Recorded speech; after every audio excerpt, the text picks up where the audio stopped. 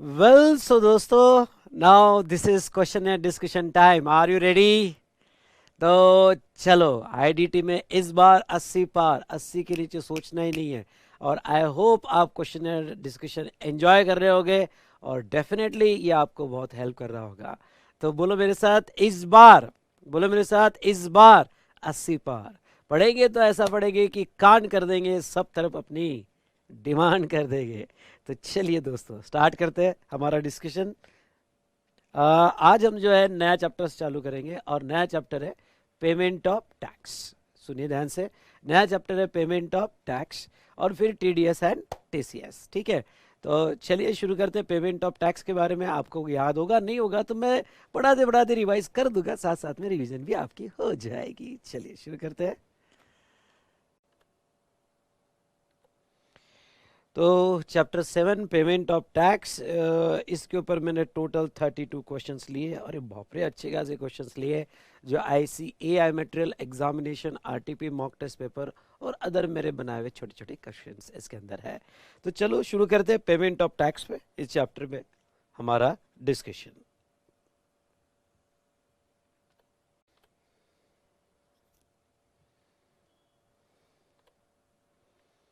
पहला बहुत ही छोटा क्वेश्चन है, what are the payment of tax to be made in GST regime. बच्चों, CGST, SGST, UTGST state government, CGST central government को, SGST state government को, inter state supply होगा तो आईजीएसटी का पेमेंट होगा। और इन एडिशन टू टैक्सेस आपको other taxes में TDS, TCS, interest, penalty, fees और अदर एडिशनल पेमेंट्स आपको अप्लीकेबल है। बहुत ही सिंपल क्वेश्चन, इसमें कुछ भी नहीं है पढ़ाने जैसा।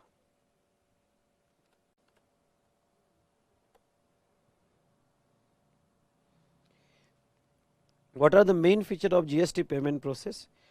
तो electronically generated challan from GSTN common portal आएगी for all mode of payment, ये एक फीचर है। उसके बाद में facilitation for tax payer for providing hassle free any time anywhere mode of payment of tax, बहुत सारे फैसिलिटेशन सेंटर्स हैं। Convenience for making the payment online, logical tax collection data in electronic format, faster remittance of tax revenue to the government account.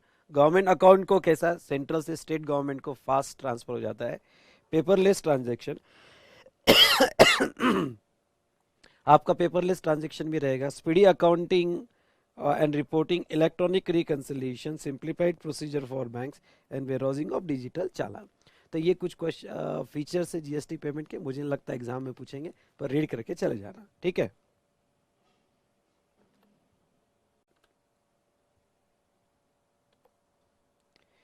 Next बेटा, explain the mode of deposit in E cash laser. E cash ledger में पैसा कैसे जमा होगा? अगर आपको section 49 याद होगा, yes it is covered in section 49, तो आंसर में आप लिख सकते हो सेक्शन 49 रीड विथ रूल्स। तो इंटरनेट बैंकिंग होगा तो आप ऑथराइज बैंक में पैसा जमा कर सकते हो विदाउट कोई लिमिट। आप चालान के थ्रू ऑथराइज बैंक से आप इंटरनेट बैंकिंग के थ्रू विदाउट लिमिट डिपॉजिट कर सकते हो। डेबिट कार्ड के यस कोई लिमिट नहीं, पर ये फैसिलिटी अभी तक एक्टिवेट नहीं हुई है। एनईएफटी आरटीजीएस से पेमेंट कर सकते हो, पर ओटीसी, ओटीसी मतलब ओवर द काउंटर। ये ओवर द काउंटर पेमेंट क्या होता है कि जैसे आपने कैश, चेक या डीडी बैंक में लेके गए और जीएसटी की चालान पीएमटी 06 चालान जो है वो बैंक में जाके दे रहे हो, तो वो ऑथराइज बैंक में दे सकते हो और 10,000 तक की अलाउड है। जनरली ये तब अलाउ होता है जब आपका कोई ऑनलाइन अकाउंट वगैरह नहीं है। तो ऑनलाइन अकाउंट वगैरह नहीं है तो तब आप इस तरह से ओवर द काउंटर जाके बैंक के थ्रू पे कर सकते हो, जहाँ बैंक के क्लार्क को आप ये दोगे। लेकिन ये क्वेश्चन बड़ा इंपॉर्टेंट है जो आ सकता है। हाउएवर, ओवर द काउंटर हम कितना भी पेमेंट कर सकते हैं इन 3 केसेस में। कौन सी 3 केसेस में? गवर्नमेंट डिपार्टमेंट और पर्सन एस में be notified by commissioner in this behalf. जो भी कमिश्नर नोटिफाई करेगा वो केस में हम कितना भी यहाँ पे कर सकते हैं over the counter. Proper officer, यहाँ पीओ का मतलब प्रॉपर ऑफिसर बेटा, और any other officer authorise to recover outstanding dues from any person whether registered or not, including recovery mode through attachment और sale of movable और immovable property। जब किसी person की रिकवरी चालू होती है और रिकवरी में जो भी पैसा आएगा वो तो भर नहीं रहा है, ओके, तो हम ही जाके भरेंगे और वो ओवर द काउंटर पे किया जाएगा। or proper officer or any other officer authorized for the amounts collected by way of cash or check or demand draft during any investigations or enforcement activity or any ad hoc deposit. तो वो situation में भी आप जो है proper officer को कोई cash मिला, चेक मिला, तो डायरेक्ट जाके डिपॉजिट कर सकता है। ये over the counter payment allowed है।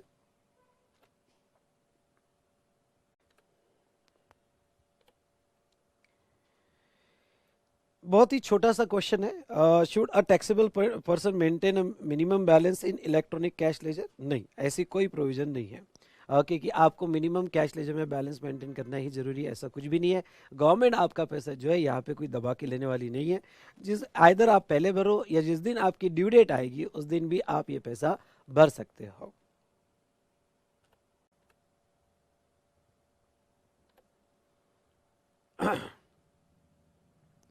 Should the payment be made only from the account of taxable person? क्या ऐसा है कि हमें पेमेंट जो करना है गवर्नमेंट को कैश लेजर में डिपॉजिट करना है, क्या वो मैं जो टैक्सेबल पर्सन हूँ उसके थ्रू होना चाहिए? वो भी ऐसा नहीं है बेटा, ऐसा नहीं कि टैक्सेबल पर्सन के थ्रू ही होना चाहिए। और कि नो रिस्ट्रिक्शन ऑफ अकाउंट, कभी कभी तो हमारे भी आप पे हमारा काउंसलर, सीए, सीएमए या फिर यहाँ पे हमारा लॉयर जो है ये भी पेमेंट कर देता है, तो थर्ड पार्टी के थ्रू भी पेमेंट चल सकता है।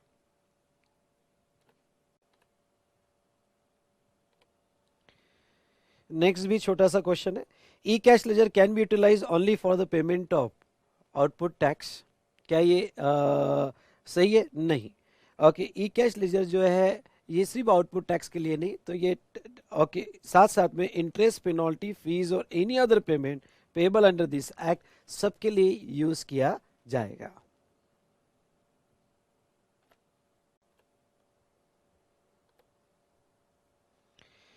नेक्स्ट बेटा, what are the possible debits and credit in electronic cash ledger? ये भी बहुत सिंपल है। क्या डेबिट और क्रेडिट हो गए? जो आपका कॉमन पोर्टल पे कैश लेजर बनता है उसमें क्या डेबिट और क्रेडिट हो गए? सबसे पहले तो मैं आपको बता दूं कि क्रेडिट क्या होगा। आपने जो चालान के थ्रू पैसा दिया वो आपके कैश लेजर पे जमा होगा।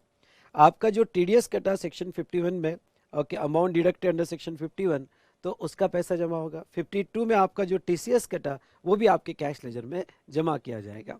और reversal of amount debited earlier account of final rejection of refund, मतलब कोई अगर आपने कैश लेजर से रिफंड क्लेम किया होगा और वो रिजेक्ट हो गया तो वो वापस पैसा आपका रिक्रेडिट हो जाएगा क्रेडिट साइड में। उसके बाद में डेबिट क्या होगा? तो डेबिट डिस्चार्ज ऑफ लाइबिलिटी, यहाँ से लाइबिलिटी रजिस्टर को पैसा चले जाएगा सेक्शन 49 के तहत कैश लेजर के थ्रू। यानी पहले क्रेडिट लेजर यूज होता है और उसके बाद में कैश लेजर के थ्रू पैसा चले जाएगा। Next, toward the claim for refund, अगर कैश लेजर में एक्सेस बैलेंस है तो आपको याद होगा तो कैश लेजर का आप रिफंड क्लेम कर सकते हो कभी भी, तो वो अगर रिफंड क्लेम किया होगा तो उतना अकाउंट आपका डेबिट किया जाएगा। डन।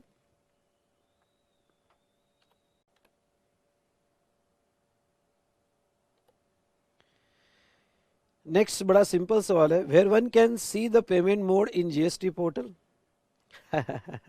ठीक है, all payment will reflect in electronic cash ledger of the person as the portal is common for CGST, SGST, UTGST or IGST. All payment will be reflected in a single electronic cash ledger. However, cross utilization may be allowed within the ledger. अब मैं आपको ये बता दूं कि आपको ऐसा, ठीक है, आपने CGST, SGST, IGST के ऊपर एक ही कैश लेजर में आपको देखने मिलेगा और अब पिछले 1.5 साल से एक नई फैसिलिटी आई है कि आप कोई भी मेजर हेड और माइनर हेड में आपने पैसा डाला होगा तो मेजर हेड माइनर हेड में जो भी पैसा डाला होगा आप वो जो है यूटिलाइज किसी में भी कर सकते हो बाय फाइलिंग PMT 09 चालान। ठीक है, यही तो अमेंडमेंट थी लास्ट ईयर की।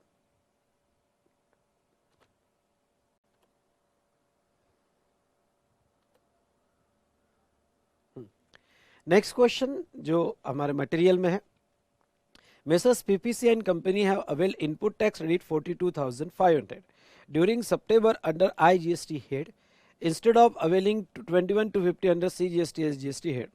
Mr. X, accountant of the above entity, would like to use form GST PMT 09 for making the transfer from IGST head to respective CGST or SGST head.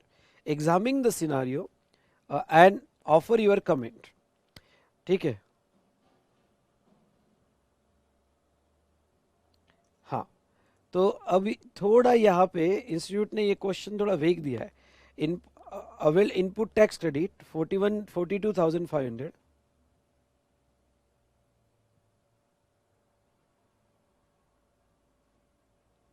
ठीक है, तो देखो यहाँ वो क्या कहते हैं, रूल 4910 में रजिस्टर्ड पर्सन में on common portal transfer any amount of tax interest penalty in the electronic cash ledger to rather electronic cash ledger through PMT 09. It is important to note that only amount available in electronic cash ledger can be transferred. हाँ, ये बड़ा important है. To be respective head using PMT 09 and not otherwise. Accordingly, the contention of accountant that not valid transfer of 42,500 from IGST to CGST head. Okay, point देखो क्या है कि पहले तो उन्होंने इनपुट टैक्स क्रेडिट कहा है बेटा, और इनपुट टैक्स क्रेडिट आपके कैश लेजर का बैलेंस नहीं होता है. इनपुट टैक्स क्रेडिट आपके जो है क्रेडिट लेजर का बैलेंस होता है. तो क्रेडिट लेजर का बैलेंस पीएमटी 09 से ट्रांसफर नहीं होता है. ये जो फैसिलिटी आई है सेक्शन 4910 रिड विथ रूल 87 सब रूल 13, ये ओनली कैश लेजर की आई है, जिसमें आप कोई भी माइनर हेड और मेजर हेड का पैसा जो है आपने डिपॉजिट किया वो शिफ्ट कर सकते हो. तो ये सिचुएशन में ये बहुत इंपॉर्टेंट डिस्कशन उन्होंने किया है कि ये आप शिफ्ट नहीं कर सकते दोस्तों. चलो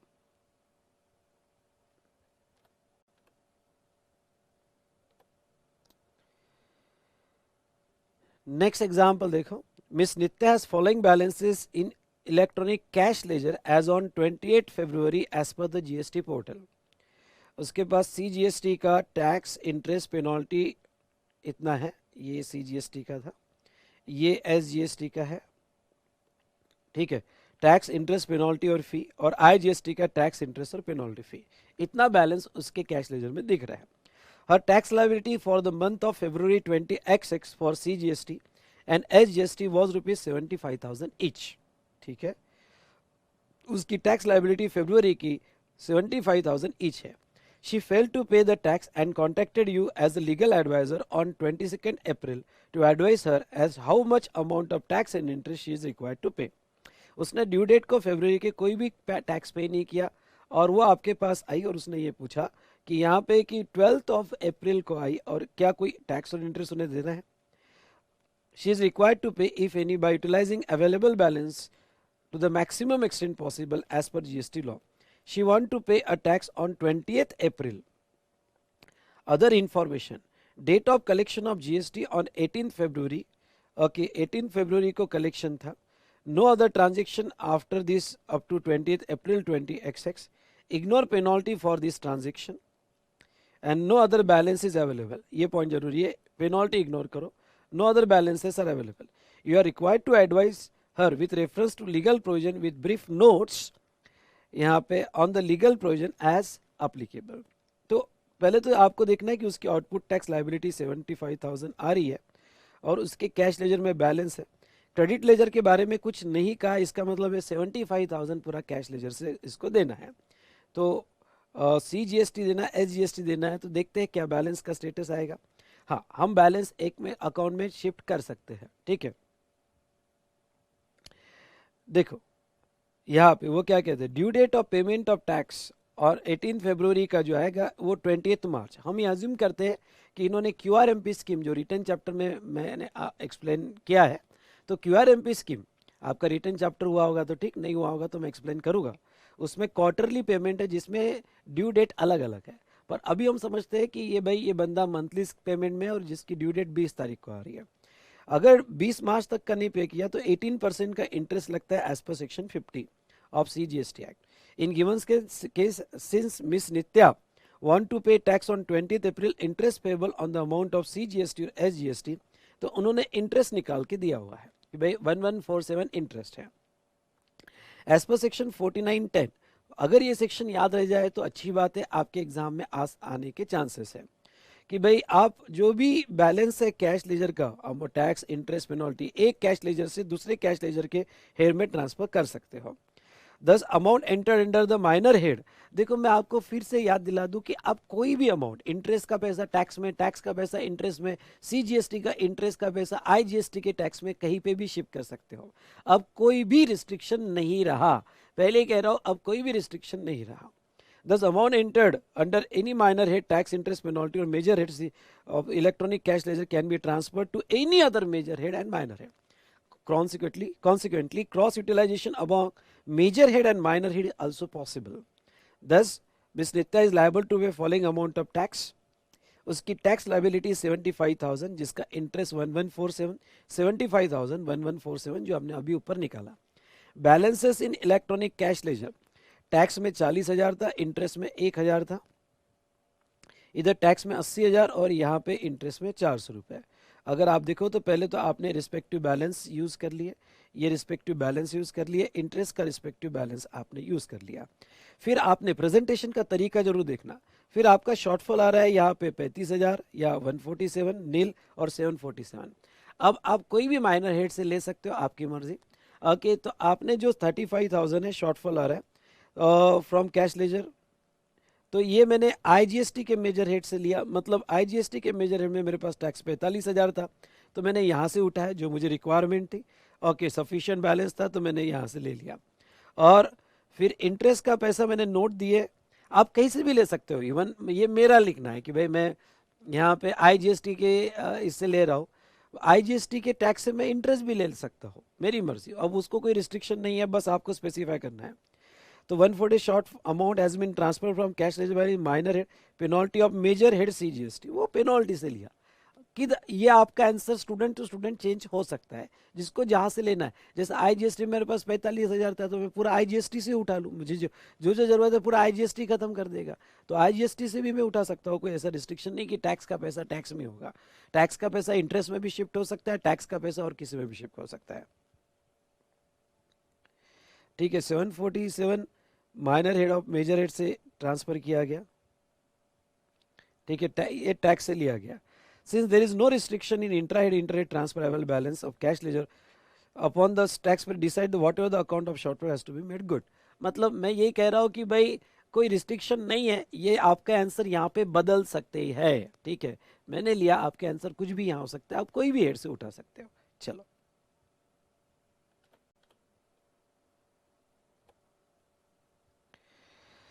what is the procedure for payment of tax for a casual taxable person or NRTP person who is required to pay tax advance for obtaining registration? ख्याल रहे, सीटीपी और एनआरटीपी के अगर रजिस्ट्रेशन नहीं है, पर उनको रजिस्ट्रेशन मिलता भी नहीं है जब तक वो टैक्स पे नहीं करते हैं, तो उनको टैक्स पेमेंट करने के लिए कॉमन पोर्टल से एक टेम्पररी आइडेंटिफिकेशन नंबर जनरेट होता है. और वो जो टेम्पररी आइडेंटिफिकेशन नंबर जनरेट होता है बेटा, और कि उसके बेस पर सीटीपी और एनआरटीपी जो है यहाँ पे टैक्स पे करेंगे. चलो,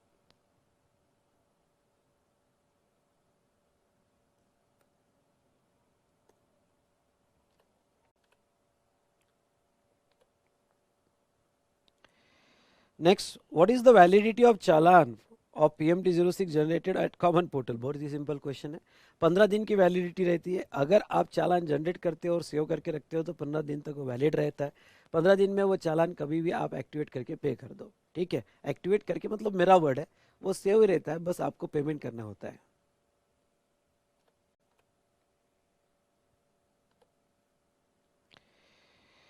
next, explain the following terms in brief. CPIN, CIN, EFPB वगैरह. तो ये क्वेश्चन देखो इंटर लेवल पे हो गया, आप तो बहुत अच्छी बात है, पर फाइनल लेवल पे इतना इंपॉर्टेंट नहीं है. CPIN एक चालान आइडेंटिफिकेशन जनरेट होता है जब आप चालान जनरेट करते हो कॉमन पोर्टल पे, जो 15 डेज तक वैलिड रहता है. CIN चालान आइडेंटिफिकेशन नंबर, जब आप बैंक से पेमेंट करते हो तो ये बहुत इंपॉर्टेंट होता है.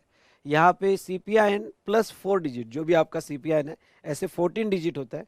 14 डिजिट का CPIN प्लस 4 डिजिट ऐसे 18 डिजिट का आपका CIN जनरेट होता है. ये CIN बहुत इंपॉर्टेंट है क्योंकि आपकी जो भी पेमेंट है उसका एक प्रूफ है. जब भी कोई डॉक्यूमेंट्स आपको यहाँ पे सबमिट करना है तो आपने पेमेंट किया कि नहीं किया, उसका एक चालान आइडेंटिफिकेशन नंबर होता है. ओके, आपका पैसा RBI authorise bank of RBI के थ्रू पेमेंट हुआ है, और जब गवर्नमेंट अकाउंट में क्रेडिट हो जाता है तो ये नंबर जनरेट किया जाता है. ठीक है, EFPB stand for electronic focal point branch. ये यहाँ पे ब्रांच जो बैंक की ब्रांच है उसके लिए ये नंबर होता है. ठीक है, तो दिया है, आप ये रीड कर सकते हो. ठीक है, थ्योरेटिकल क्वेश्चन है.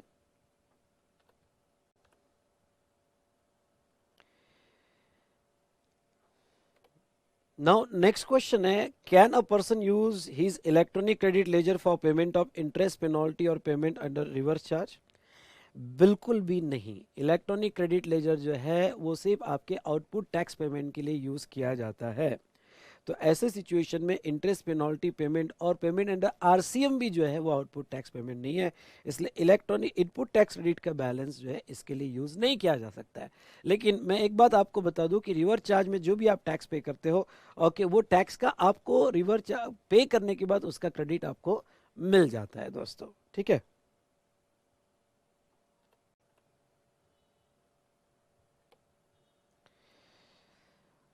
उसके बाद में what are the possible debit and credits in electronic credit laser.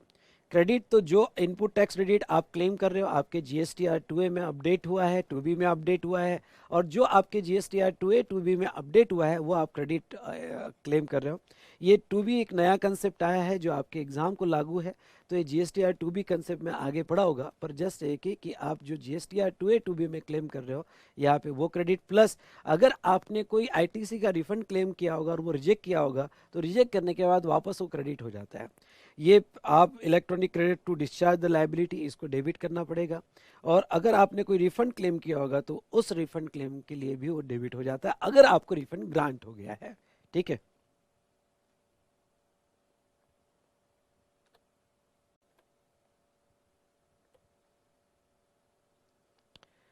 Explain the manner of utilisation of ITC, इसमें तो आप बहुत ट्रेन हो, ठीक है। आईजीएसटी का क्रेडिट पहले आईजीएसटी में, फिर कोई भी एनी प्रोपोर्शन में आप यूज़ कर सकते हो।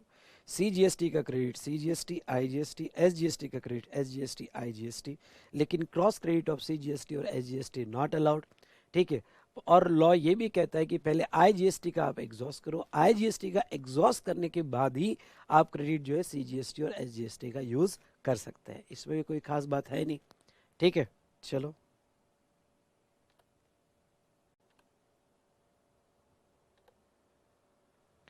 Now what are the differences between electronic cash ledger and credit ledger. अच्छा क्वेश्चन है, 2 मार्क के लिए आ सकता है। कैश लेजर जो है it can be utilise for payment of tax, interest, penalty और अदर पेमेंट्स, तो ये सिर्फ आउटपुट टैक्स के लिए यूज होता है।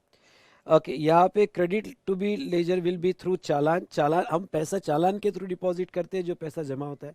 यहाँ आपका जो है क्रेडिट आता है आप जो क्लेम करते हो जीएसटीआर 1A में या 1B में। Refund of excess balance in cash ledger can be applied through GSTR 03, 04, 07। Okay, तो आप नॉर्मल रिटर्न से रिफंड क्लेम कर सकते हो, तो यहाँ ऐसा नहीं है। इसके लिए रिफंड लिमिटेड केसेस में मिलता है और वो भी आपको स्पेशल अप्लाई करना पड़ता है इन RFD 01। ओके, वो फॉर्म में अप्लाई करना पड़ता है।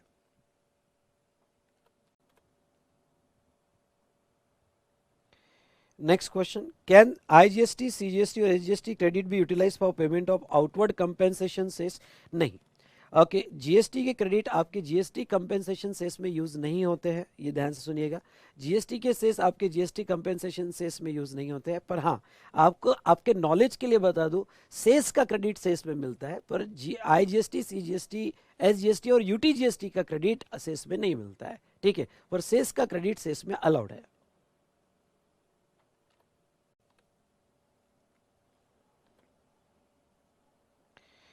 नेक्स्ट बेटा, can compensation cess balance be utilise toward payment of compensation cess. Yes, okay, ये अलाउड है। कंपेंसेशन सेस का क्रेडिट कंपेंसेशन सेस में अलाउड है।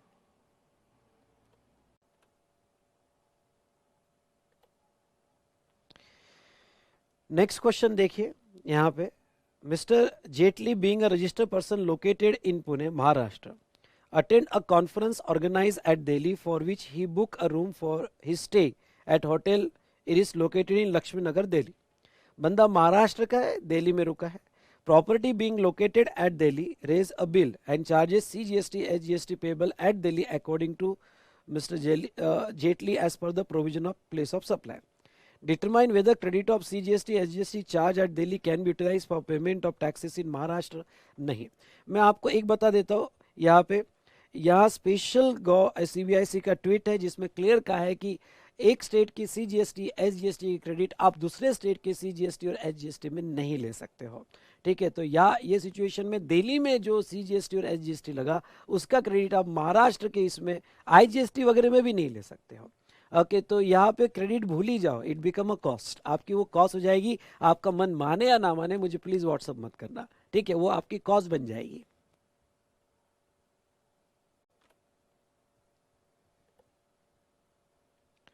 चलिए यहाँ पे एक प्रॉब्लम लिया है। Mister George, a registered supplier of goods at Kerala who pays GST under regular scheme has made the following transaction exclusive of taxes during April. New Delhi purchase sales, Trivandrum purchase और sales, total यहाँ पे दिया है। GST rate यहाँ पे तो वो केरला का है, इसलिए यहाँ सेकंड में परचेज सेल में 9% इस दिया है क्योंकि इंट्रास्टेट है। दिल्ली को जो बेच रहा है वो इंट्रास्टेट है। He has complied with all the conditions for availing ITC and has following ITC credit on 1420XX. उसके पास क्रेडिट है, ITC क्रेडिट भी है और इंटरेस्ट पेनल्टी में बैलेंस है। एक्चुअली ये जो प्रॉब्लम पूछा गया था इसमें ये समझना कि ये आपके ई क्रेडिट लेजर के है और ये ई कैश लेजर है। हाँ, ई कैश लेजर, इसको ऐसा इंटरप्रेट करना। प्रॉब्लम पूछते वक्त इंस्टीट्यूट की गलती हो गई क्योंकि आईटीसी में आपके जो है इंटरेस्ट और पेनल्टी के क्रेडिट्स नहीं होते, वो ई कैश लेजर के इंटरप्रेट करके चलना है। तो सर हमें एग्जाम में ऐसा हो गया तो हम क्या सोचेंगे। अब बेटा देखते जो जिसका ये क्लैरिटी है कंसेप्ट की वो खुद ही लगाएगा कि ये कैश लेजर के क्रेडिट है। Compute net CGST, SGST, IGST payable by Mr. George during April 20XX. Will your answer differ if declaration in PMT 09 have been given? PMT 09 में डिक्लेरेशन गया तो CA फाइनल में 19 न्यू में आया गया, question आया था, बहुत ही सिंपल था। ओके, तो आपको हमारा वो क्रेडिट यूटिलाइजेशन जैसा टेबल बनाना है। आपको जो है यहाँ पे नेट लाइबिलिटी निकालनी है। नेट लाइबिलिटी में जो भी सेल्स किया यहाँ पे आउटसाइड केरला किया उसके ऊपर IGST त्रिवेंद्रम में किया जो तो वो इंट्रा स्टेट हुआ तो इंट्रा स्टेट पे CGST SGST ये आपकी टोटल आउटपुट टैक्स लाइबिलिटी है। उसके बाद में यहाँ पे क्रेडिट यूटिलाइजेशन अगर आपको याद होगा तो क्रेडिट यूटिलाइजेशन आपका अप्रैल 20XX कर देना अगर आपके इसमें नहीं किया होगा तो 20XX का क्रेडिट यूटिलाइजेशन बेटा यहाँ पे 1,90,000 जो है IGST आपके पास है, उसका पूरा हम IGST में यूज़ करेंगे। एक्सेस बैलेंस आपकी मर्जी, आप CGST SGST में किसी में भी यूज़ कर सकते हो। CGST का बैलेंस पहले CGST में अगर रहा तो फिर IGST में पर ज़रूरत नहीं है, और ये SGST में, यानी अभी भी आपका 9,500 और ये 19,500 जो है आपका यहाँ पे नेट टैक्स लाइबिलिटी आ रहा है। अच्छा, नेट टैक्स लाइबिलिटी आ रहा है, इसमें आपके पास कैरी फॉरवर्ड कितना आ रहा है? तो कैरी फॉरवर्ड भी कुछ नहीं है, कुछ भी कैरी फॉरवर्ड नहीं है।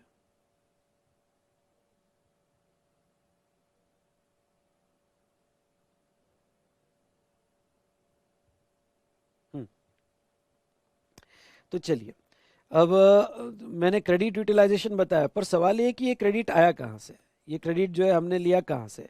तो ये क्रेडिट बेटा, क्रेडिट का एक टेबल बनाना है आपको, और क्रेडिट का ये कि आपकी परचेसेस ये है, ओके, आपकी परचेसेस ये है, और 1/4 को आपका ओपनिंग बैलेंस ये है, ओपनिंग बैलेंस ये है। तो मैंने एक टेबल बनाया कि भाई ओपनिंग बैलेंस ऑफ ITC 1,30,000 30,000 मतलब IGST CGST SGST, परचेसेस का 90,000 का एक त्रिवेंद्र ये CGST SGST, ये इस तरह से मेरे पास यहाँ पे बैलेंस क्रिएट हुआ है। ओके, ये 20XX कर लेना। तो इस तरह से मेरा आपके पास बैलेंस क्रिएट हुआ है, ठीक है। अब PMT 09 चालान से कोई फर्क पड़ने वाला है क्या? तो मेरे हिसाब से कोई फर्क नहीं पड़ने वाला है।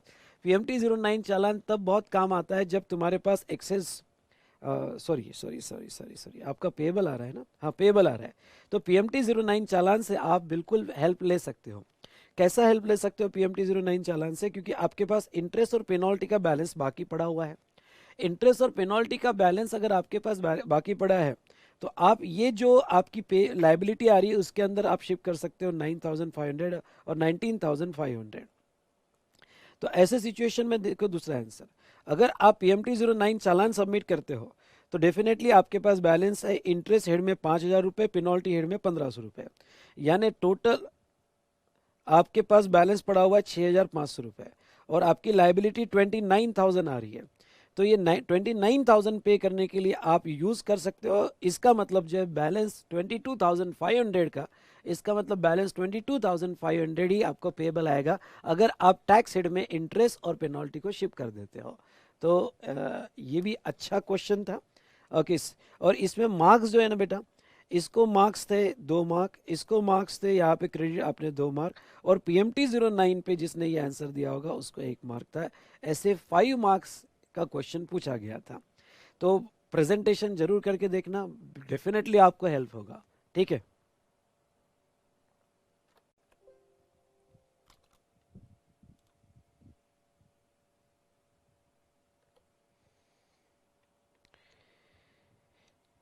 चलिए बेटा ये प्रॉब्लम लेते हैं। यहाँ पे Ryan and company partnership firm है, is in the business of manufacture of perfumes in the Madhya Pradesh. It submits the following information pertaining to June 20XX. ठीक है, इनपुट टैक्स क्रेडिट बैलेंस इनके electronic credit laser में IGST, CGST और SGST का दिया हुआ था। इनकी परचेसेस थी इनवर्ट सप्लाई ऑफ गुड्स और सर्विसेज अलग अलग केसेस में। Supply of raw material received from a Kolkata से आया, और ये जो है अगर आप देखते हो तो ये मध्य प्रदेश का है। तो नौ पहला IGST का परचेस है, दूसरा raw material received from B limited Indore, ये लोकल परचेस है, तो ये इंटरस्टेट हुआ, ये इंट्रास्टेट हुआ, जो भी है। Rent of Indore office paid to C limited Mumbai, ठीक है। उसके बाद में rent to Indore factory paid to D limited Bhopal, वो भी MP का ही है। Packing material received from E limited Nagpur. Taxable value of supply 20,000 plus GST। Consultancy fees paid to local cost accountant taxable value of supply, ठीक है। Freight for Indore office staff received from F limited retail in Indore, taxable value before 3.5% discount. यहाँ पे sales में outward supply आपका दिया गया है 1000 unit supply to G limited at New Delhi, interstate supply हुआ है। दूसरा 6000 यूनिट भोपाल का सप्लाई है। Find out the amount of GST payable through electronic cash ledger June 20XX. Give the breakup of CGST, SGST and IGST. Assume that all relevant conditions are satisfied, but consultancy fees to the extent of 50% is utilized for personal benefit of Rian. तो consultancy fees में आपको पूरा ITC नहीं मिलेगा, 50% ITC आपको मिलेगा। तो इसमें प्रेजेंटेशन पे मैं आपका ध्यान लाना चाहूँगा। पहले तो आउटवर्ड सप्लाई का स्टेटमेंट बना लो। दो उसने आउटवर्ड सप्लाई किए हैं, पहले इंटरस्टेट किया है 10 लाख का किया है जिसके ऊपर IGST लगेगा, तो 10 लाख का ओके 18% 1,80,000 का IGST लगेगा, और 70 लैक्स का इंट्रास्टेट किया है जिसके ऊपर CGST और SGST लगेगा 9%। ये उसका आउटवर्ड टैक्स बन गया, ये हमारे हाथ में आ गया। ठीक है, अब एक इनवर्ट टैक्स का अलग से स्टेटमेंट बनाओ और फिर हम नेट लायबिलिटी देखेंगे। इनवर्ट टैक्स का अगर आप स्टेटमेंट बनाते हो तो आपके पास ओपनिंग पहले IGST लो, फिर CGST, फिर SGST। ठीक है, ओपनिंग बैलेंस 4 लाख, 1 लाख और 1,87,000 आपने लिया। अब आपकी एक एक परचेस लो। आपने कोलकाता, आप क्वेश्चन पे देखते जाओ, मैं आंसर पे यहाँ लिख रहा हूँ, आप क्वेश्चन पे देखते जाओ। ठीक है, तो यहाँ पे कोलकाता से परचेस किया, इंटरस्टेट है, IGST का आपको 12% के हिसाब से बेनिफिट मिल जाएगा। उसके बाद में next supply from B Indore है, इंट्रास्टेट है, तो उसके ऊपर अगर आप GST निकालोगे तो आप GST कैलकुलेट करके तो ये 5,000 उसका GST मिल जाएगा। रेंट ऑफ ऑफिस, या भी देखो रेंट ऑफ ऑफिस जो है जो इंदौर में था उसके ऊपर 5,400 CGST है। अब देखो यहाँ पे CMA इंस्टीट्यूट ने जो इंदौर ऑफिस है ओके इसका इंट्रास्टेट ट्रीट किया है और CGST SGST लगाया है, जबकि ये जो C लिमिटेड है मुंबई, तो पार्टी मुंबई की है, तो लोकेशन ऑफ सप्लायर जो है यहाँ पे मुंबई का दिया हुआ है, पार्टी मुंबई की है, और प्लेस ऑफ सप्लाई जहाँ इमूवेबल प्रॉपर्टी है, ये IGST एक्ट में मैं क्लियर कर दूंगा, तो इमूवेबल प्रॉपर्टी इंदौर में है। तो मेरे हिसाब से ये इंटरस्टेट होना चाहिए क्योंकि LOS और POS जो है डिफरेंट स्टेट में है, पर इन्होंने आंसर में इंट्रास्टेट लिया है। आई डोंट नो क्यों लिया है, शायद उन्होंने ये अज्यूम किया है कि भाई ये C लिमिटेड का यहाँ कोई ऑफिस जो है ये इंदौर में माना जाएगा, और अगर उनका कोई ऑफिस इंदौर में माना जाएगा तो वो इंट्रास्टेट माना जाएगा, तो ऐसा प्रिज्यूम किया गया है और इसके ऊपर CGST SGST का क्रेडिट लिया हुआ है। पर चलो ठीक है, अभी जो दिया है वो क्या करें, उसका ऑप्शन नहीं है, पर मेरे हिसाब से ये IGST में होना चाहिए। ठीक है, बाकी तो फैक्ट्री और डी मध्य प्रदेश का ही है, तो ये इंट्रास्टेट है तो इसका भी क्रेडिट आपको मिल जाएगा, तो यहाँ पे फैक्ट्री का रेंट मिल जाएगा। पैकिंग मटेरियल नागपुर से आया, महाराष्ट्र आया, इंटर स्टेट आएगा। फिर कंसल्टेंसी फीस, कंसल्टेंसी फीस 50% जो यूज़ की गई वो आपकी इस किसके लिए यूज़ की, पर्सनल पर्पस के लिए। तो 50% कंसल्टेंसी फीस अगर पर्सनल पर्पस के लिए यूज़ की गई है तो ऐसे सिचुएशन में मेरा ये मानना है कि आपको टोटल आईटीसी का 50% ही मिलेगा। अब फ्रिज के बारे में अगर हम बात करें, क्वेश्चन में फ्रिज के बारे में अगर हम बात करते हैं तो फ्रिज जो है इन्होंने यहाँ पे वैल्यू जो दी है बिफोर डिस्काउंट दी है। मतलब क्या, आपको डिस्काउंट मिलने के बाद की वैल्यू यानी 70,500 okay into 3.5% minus equals to, यानी आपकी जो वैल्यू आएगी वो 72,857 आएगी। उसका 28% अगर मैं लूँ, उसका 28% अगर मैं लूँ तो ये आएगा 20,400 उस डिवाइडेड बाय 2 ओके, तो ये आएगा 10,200। और ये फ्रिज जो है यहाँ पे इंदौर से ही लिया गया इसलिए ये इंट्रा स्टेट रहेगा। तो 10,200 जो है डिस्काउंट काटने के बाद जो जीएसटी आएगा उतना आपको क्रेडिट मिल जाएगा। तो ये आपके पास क्रेडिट जमा हो गए। अब ये जो क्रेडिट आपके जमा हुए तो अब हमारा नेट लायबिलिटी का स्टेटमेंट, आपका आउटपुट टैक्स दे दिया गया, तो इतना आईजीएसटी, इतना सीजीएसटी, उतना एसजीएसटी, यूटिलाइजेशन स्टार्ट कर दो ओके, और जो नेट लायबिलिटी आएगी वो गवर्नमेंट को पे कर दो, दैट्स इनफ ओके। तो ये जो है सिंपल प्रॉब्लम था ओके। यहाँ पे थोड़ा मैं ये प्रॉब्लम में जो आंसर दिया गया इससे सेटिस्फाइड नहीं हूँ कि ये जो फैक्ट ऑफिस रेंट है मेरे हिसाब से आईजीएसटी में आना चाहिए था, पर उन्होंने सीजीएसटी एसजीएसटी में लिया है।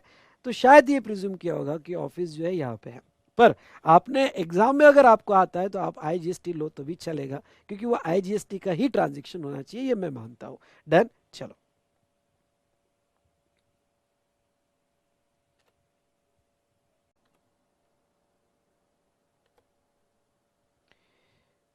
नेक्स्ट देखिए बेटा, Messrs Neptune and company is registered under GST in the state of Maharashtra, ठीक है। They have made a zero rated supply of goods worth ₹84,50,000 on payment of IGST, यानी विदाउट बॉन्ड उन्होंने export किया during the month of May. The refund application under section 54 for above supply has been rejected by proper officer, refund reject कर दिया गया। Mr A, a taxation manager of firm, has short a recrediting electronic credit ledger as per the provision of rule 86 for above rejection. Examine the scenario and offer your comment. अब यहाँ पे पहली बात तो zero rated supply का आपको रिक्रेडिटिंग to electronic credit laser तो तब होगा ना बेटा ओके, जब यहाँ पे आपने क्रेडिट का रिफंड क्लेम किया हो और उतना डेबिट किया हो, या आपके आउटपुट टैक्स का रिफंड था। तो ऐसे सिचुएशन में आउटपुट टैक्स के लिए आप जो है या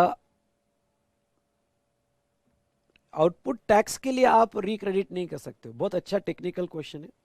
जीरो रेट सप्लाई आपका आउटपुट टैक्स था और उसका रिफंड मिलता है, पर वो रिजेक्ट हो गया। अगर वो रिजेक्ट हो गया तो आपका क्रेडिट लेजर कैसे रिक्रेडिट होगा, क्योंकि क्रेडिट लेजर जब डेबिट हुआ ही नहीं तो रिक्रेडिट कैसे होगा। तो ये सिचुएशन में आपका क्रेडिट लेजर रिक्रेडिट नहीं होगा, क्योंकि वो तो आपकी लाइबिलिटी है। फिर अगर जीरो रेट रिजेक्ट हो गया तो फिर तो आपकी लाइबिलिटी है। हाँ, उसके लिए कोई क्रेडिट यूज हुआ होगा तो वो हो गया, सो हो गया, क्रेडिट यूज हुआ होगा, लेकिन आपने आईटीसी का तो कोई रिफंड नहीं क्लेम किया इसके अंदर। हाँ, अंडर बॉन्ड होगा, मतलब आईजीएसटी एक्ट में कंसेप्ट है कि अंडर बॉन्ड दिया है तो फिर आईटीसी का क्रेडिट आप क्लेम कर सकते हो। ये बहुत ही अच्छा क्वेश्चन आने के पूरे पूरे चांसेस। देखो, rule 86 of CGST rules provide that where registered person has claim a refund of any unutilised amount from electronic credit ledger in accordance with the provision of section 54, the amount to the extent of claim shall be debited to said ledger। यानी आपने अगर credit ledger में कोई amount होगा उसका refund claim हुआ होगा तो वो डेबिट होगा। If refund so file rejected either fully or partly, amount so debited to the extent of rejection shall be recredited to electronic credit ledger। जो क्रेडिट लेजर का रिफंड क्लेम किया था अगर वो सैंक्शन नहीं हुआ तो फिर से रिक्रेडिट होगा। In present case, Messrs. Neptune and Company have made a zero-rated supply with payment of IGST rupees 10,14,000. The refund for the same has been rejected by proper officer. Therefore, contention of Mr. A is not sustainable as debit entry in electronic credit ledger has not been made as per rule 86 towards refund of any unutilized amount। मतलब ये जो debit हुआ है ये कोई debit entry rule 86 सब rule 3 के through थोड़ी हुई है कि आपको आईटीसी का थोड़ी रिफंड दिया है, वो तो आपका आउटपुट टैक्स का रिफंड कैंसिल हुआ है। Supply made during May by Mrs. Neptune and Company is on payment of IGST. Therefore, provision laid out in the sub rule 86(4) shall not be applicable. बहुत ही अच्छा क्वेश्चन, आने के पूरे पूरे chances.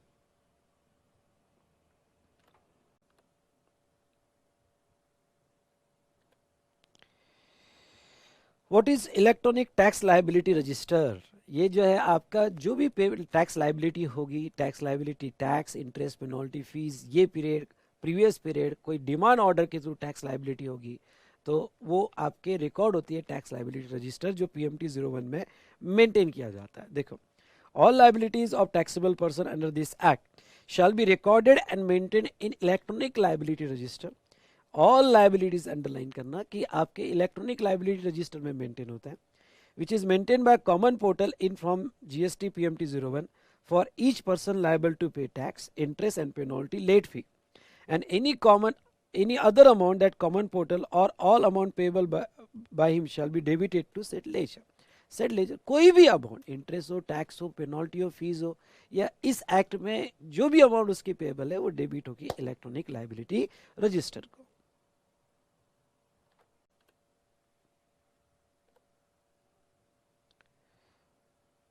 Next question देखो, ये बहुत अच्छा क्वेश्चन है, एग्जाम में आ सकता है. Is there any order in which liability of person shall be discharge or it can be appropriated as per the convenience of tax payer? नहीं, जब भी लाइबिलिटी रजिस्टर में आपका पैसा यूज किया जाएगा तो ये ऑर्डर दी गई है, ये लर्न करना, एग्जाम में क्वेश्चन आ सकता है. No, every taxable person shall discharge his tax and other dues in following order: self assess tax and other dues related to return of previous tax period. तो आपके कैश लेजर में या credit ledger में जैसे ही पैसा आएगा तो सबसे पहले वो एडजस्ट होगा, पुराने कोई ड्यूज हो गए, जो पुराने रिटर्न आपने फाइल किए उसके ड्यूज हो गए तो उसमें एडजस्ट होगा आपका टैक्स या अदर ड्यूज. फिर करंट टैक्स पीरियड के रिटर्न के ड्यूज में एडजस्ट हो गए जो आपने खुद ही सेल्फ असेस करके दिया है, सेल्फ असेस करके दिया है, और बाद में कुछ बचेगा तो डिपार्टमेंट ने जो भी यहाँ पे डिमांड ऑर्डर आपके अगेंस्ट में लगाई होगी, रिकवरी ऑर्डर आपके अगेंस्ट में लगाई होगी अंडर सेक्शन 73, 74, तो उसके अगेंस्ट में एडजस्ट किए जाएंगे दोस्तों.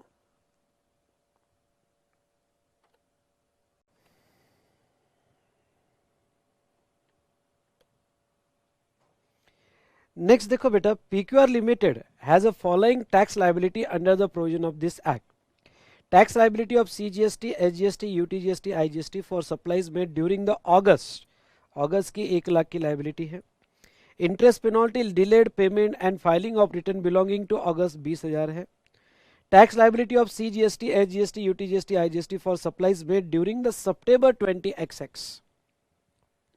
Okay, September 20XX. तो यहां पे उसकी टैक्स लाइबिलिटी सितंबर की है 1,20,000. इंटरेस्ट पेनल्टी सितंबर का है. डिमांड रेस जुलाई का एक डिमांड 2017 का रेज किया डिपार्टमेंट ने 8 lakh. Demand raise as per old provision of indirect taxes, कोई पुरानी वैट और एक्साइज की प्रोविजन, उसके 1 लाख रुपए. अच्छा क्वेश्चन है, स्टार करना. PQR Limited has 5 lakhs in electronic cash ledger. Suggest PQR Limited to discharge his liability. अब लॉ क्या कहता है? लॉ कहता है कि यहाँ पे अगस्त और सितंबर, तो हमें यही मान के चलना पड़ेगा कि सितंबर हमारा करंट टैक्स पीरियड है. तो करंट टैक्स पीरियड सितंबर है, तो पहले जो तुम्हारी सेल्फ असेस लाइबिलिटी अगस्त की थी वो डिस्चार्ज होगी, फिर सितंबर की डिस्चार्ज होगी, फिर बैलेंस होगा तो यहाँ पे या डिमांड इसका 73, 74 का डिस्चार्ज होगा, और फिर पुरानी लाइबिलिटी आपकी कोई होगी तो वो डिस्चार्ज होगी. तो order electronic liability register use करते वक्त ऑर्डर कैसा यूज किया जाएगा, तो ध्यान से देखिए. आपके पास 5 लाख का बैलेंस है, इसमें आप पहले तो अगस्त की टैक्स लाइबिलिटी और अदर ड्यूज क्लियर करोगे, 1,20,000 गया. फिर सितंबर का सेल्फ असेस टैक्स और लाइबिलिटी क्लियर करोगे, ये इसमें गया. उसके बाद कोई बैलेंस होगा तो आप डिमांड से ओके एडजस्ट करोगे, तो अब आपकी नील होगी. तो इस तरह से कैश लाइबिलिटी जो है आपका, ये कैश लेजर यूज हो गया. और 5,60,000 जो है ये 73 74 की डिमांड ऑर्डर आपकी बाकी है अभी भी, तो वो डिमांड ऑर्डर फिर आपको पे करनी की पड़ेगी और पुरानी डिमांड ऑर्डर पर लायबिलिटी रजिस्टर। ओके, जब भी कैश बैलेंस आएगा आपके लेजर में तो कैश बैलेंस कैसे यूज किया जाएगा ये मैंने आपको यहाँ बताया, फॉर डिस्चार्ज ऑफ लायबिलिटी, और इस ऑर्डर में आपको अपना लायबिलिटी रजिस्टर यूज करना है। Is it clear? यस और नो? चलो, अच्छा प्रॉब्लम था ये, ठीक है।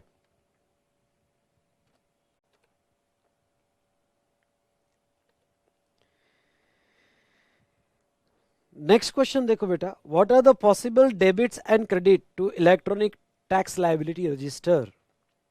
बहुत सिंपल है, डेबिट और क्रेडिट। डेबिट तो पहले तो आपको कैश लेजर में, कैश लेजर से जो पैसा आया पूरा टीडीएस सबका मिला के वो यूज होगा। क्रेडिट लेजर का पैसा जमा होगा। अगर कोई अपीलेट अथॉरिटी से आपको वेवर रिलीफ आया होगा वो पैसा जमा होगा। पेनल्टी से कुछ रिडक्शन हुआ होगा तो वो पैसा जमा होगा आपके लायबिलिटी रजिस्टर में। और अब ये किसके लिए यूज होगा? जो आपकी सेल्फ असेस लायबिलिटी है पुराने रिटर्न की, उसके लिए यूज होगा। करंट रिटर्न की, उसके लिए यूज होगा। प्रॉपर ऑफिसर को कोई डिमांड ऑर्डर होगी तो उसके लिए यूज होगा। 42 43 जो हमारे सिलेबस में नहीं है, इसका कुछ मिसमैचिंग होगा तो उसके लिए यूज होगा। और कोई इंटरेस्ट टाइम टू टाइम एक्री हुआ होगा तो उसके लिए यूज किया जाएगा ये लायबिलिटी रजिस्टर। तो सिंपल था, डेबिट और क्रेडिट कैसे यूज किया जाएगा। चलो,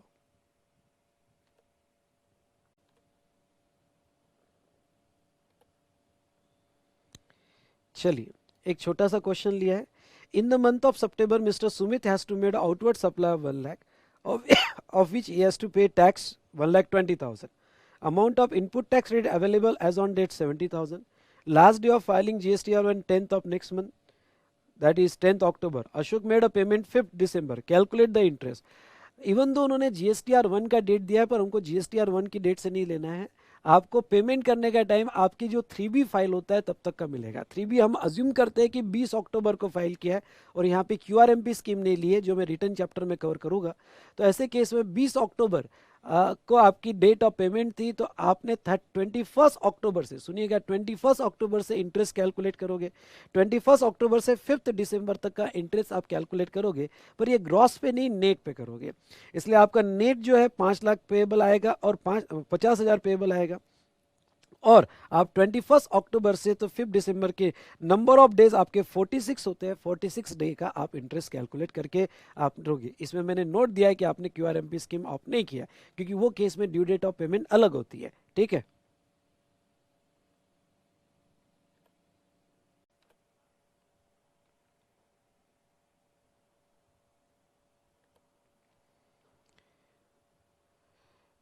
नाउ ये 28 नंबर का प्रॉब्लम देखिएगा। यहाँ पे examine the taxes to be paid for the month of July. जुलाई मंथ का कितना टैक्सेस आपको देना है on the basis of below information furnished by mister Zinc and company.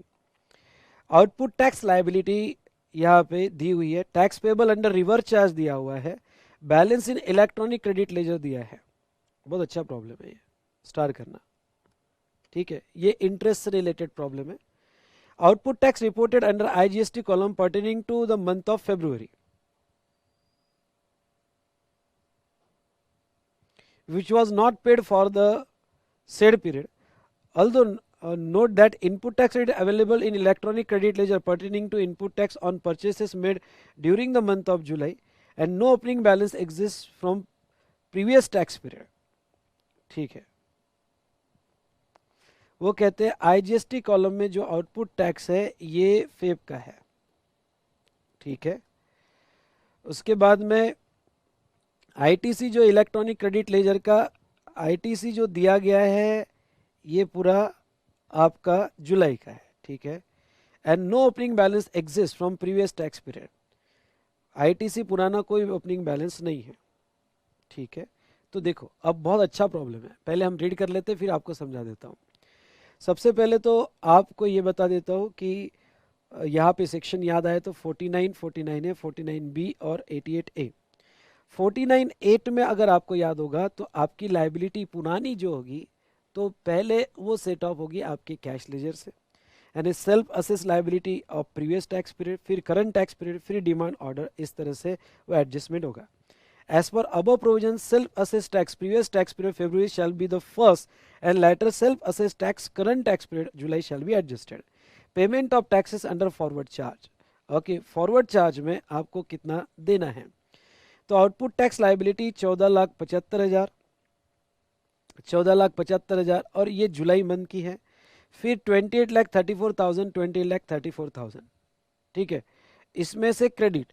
अब देखो आपको एक बात मैं बताता हूँ, क्रेडिट हमारे पास कितना अवेलेबल है. तो क्रेडिट उन्होंने यहाँ पे दिया हुआ है, क्रेडिट हमारे पास अवेलेबल और उन्होंने इतना दिया हुआ है क्रेडिट हमको.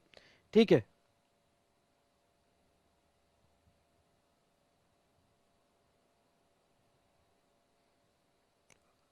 ठीक है. अब देखो सही ढंग से प्रॉब्लम पढ़ना. हम पुराने आउटपुट टैक्स लाइबिलिटी के लिए हमारा क्रेडिट लेजर भी यूज कर सकते हैं और कैश लेजर. जैसे इसके पहले वाला एग्जांपल अगर आप देखोगे तो उसमें कैश लेजर यूज किया, लेकिन मेरे पास क्रेडिट के सफिशिएंट बैलेंस है. तो पुराने वाली लाइबिलिटी के लिए हम क्रेडिट लेजर पहले वो लाइबिलिटी फिक्स करेंगे, वो लाइबिलिटी यूज करेंगे. तो अब मैं अगर क्रेडिट में अरेंज करूं तो मेरा आईजीएसटी की लाइबिलिटी क्रेडिट है मेरे पास इस मंथ का, सीजीएसटी का है, एसजीएसटी का है. तो आईजीएसटी का क्रेडिट मैं पहले आईजीएसटी के लिए यूज करूंगा जो पुरानी लाइबिलिटी है उसके लिए. तो ये पुरानी लाइबिलिटी होगी बेटा, पर मैं आईजीएसटी का क्रेडिट होगा. सर इस मंथ का होता, इस मंथ का होता तो भी मैं, जुलाई मंथ का होता तो भी मैं आईजीएसटी के लिए यूज करता. तो मुझे यहाँ पे वो भी देखना है कि जब मैं लाइबिलिटी रजिस्टर के लिए यूज करूंगा तो पहले मैं अपना क्रेडिट पुराने लाइबिलिटी के लिए यूज करूंगा और फिर जो बैलेंस है मैं यहाँ कोई भी रेशियो में यूज कर सकता हूँ. मैंने यहाँ 50% 50% लिया, मैंने यहाँ 50-50% लिया, पर मैं कोई भी रेशियो में यहाँ यूज कर सकता हूँ. दूसरा सीजीएसटी का क्रेडिट, सीजीएसटी में मुझे रिक्वायर्ड है. अगर बैलेंस होता है तो मैं एसजीएसटी सॉरी आईजीएसटी में भी यूज करता, पर जरूरत नहीं है. एसजीएसटी का एसजीएसटी में, तो इतना मेरा यहाँ पे कैश लेजर के थ्रू पेएबल है. ओके, इतना मेरा कैश लेजर के थ्रू पेएबल है. उसके बाद में अब मेरा कैश लेजर के थ्रू पेएबल तो आया नील और ये इतना आया. अब मेरे पास यहाँ पे रिवर्स चार्ज में, क्योंकि उन्होंने कहा है रिवर्स चार्ज में लाइबिलिटी, तो ये रिवर्स चार्ज वाली लाइबिलिटी तो मुझे पूरी पे करनी पड़ेगी. इसके लिए तो मैं क्रेडिट यूज नहीं कर सकता हूँ. तो इसके लिए जो है मैं यहाँ पे 36,000, ओके 144 और 144 पूरा, यानी टोटल लाइबिलिटी जो है मेरी इतनी आएगी. ये मेरी टोटल लाइबिलिटी हुई है. अगर मैं आपको कहूँ तो पुराने इसका इंटरेस्ट भी निकालना पड़ेगा. तो पुराने इसका इंटरेस्ट जो है, ठीक है, अभी मैंने सेट ऑफ किया. ये क्वेश्चन मोस्टली इसके ऊपर था कि कैसे आपने लाइबिलिटी डिस्चार्ज करनी चाहिए. लेकिन अगर इंटरेस्ट है तो फरवरी का अगर मैं जुलाई में एडजस्ट कर रहा हूँ तो मुझे इंटरेस्ट भी तो पे करना पड़ेगा. अब मेरे पास ओपनिंग में कोई क्रेडिट नहीं थे, क्योंकि मुझे अब इंटरेस्ट लाइबिलिटी नेट पे आएगी. ओपनिंग में मेरे पास कोई भी क्रेडिट नहीं थे, तो इसका मतलब मुझे पूरी लाइबिलिटी, आउटपुट टैक्स लाइबिलिटी का इंटरेस्ट निकालना पड़ेगा, क्योंकि वो टोटली पेएबल थी और उसका मुझे इंटरेस्ट यहाँ पे निकालना पड़ेगा. पर ये इंटरेस्ट पे प्रॉब्लम ही नहीं था, यूटिलाइजेशन पे प्रॉब्लम था, जो मैंने यहाँ पे दे दिया. मैंने सिर्फ इतना कमेंट दिया है कि उसके ऊपर इंटरेस्ट लगेगा, पर इंटरेस्ट कैलकुलेशन नहीं मैंने बताया. ठीक है, चलो.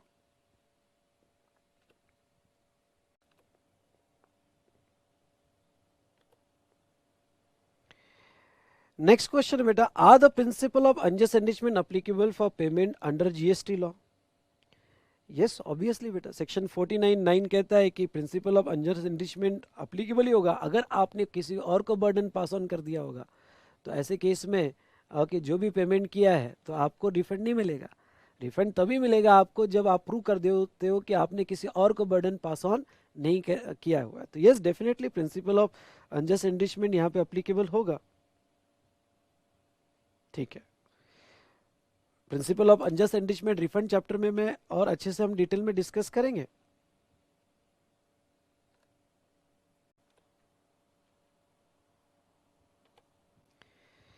उसके बाद में what are the provision in relation to interest under GST if there is a default in payment of tax and filing of return, interest is payable on gross amount और नेट अमाउंट. अब तो ये clear हो गया बेटा, net amount पे interest आएगा. 18% normally delay payment of tax का है और मिसमैच हो जाता है तो 24% है. जहाँ एक्सेस क्रेडिट ले लिया या एक्सेस आउटपुट टैक्स लाइबिलिटी जो है आपने कैलकुलेट की, 24% पे अभी ध्यान नहीं देना है, अभी 18% पे ध्यान देना है. कैलकुलेटेड ये डे बेसिस पे कैलकुलेट होगा. Okay provided that interest on tax with respect of supplies made during a tax period or declared in the return for the said furnish or the due date in accordance with the provision of section 39, क्योंकि 39 के हिसाब से जो है आपको interest जो देना है वो रिटर्न की डेट के साथ ही पेमेंट करना है, तो अकॉर्डिंगली आपको इंटरेस्ट भी कैलकुलेट करना है.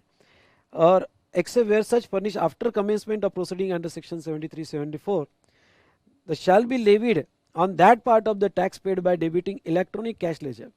तो ख्याल रहे इंटरेस्ट अभी ग्रॉस लाइबिलिटी पे नहीं आएगा, इंटरेस्ट जो है आपका नेट जो कैश लेजर के थ्रू पेएबल है, इंपॉर्टेंट है, जो कैश लेजर के थ्रू पेएबल है उतने पे ही आपका इंटरेस्ट आएगा दोस्तों. ठीक है, ये बहुत इंपॉर्टेंट है.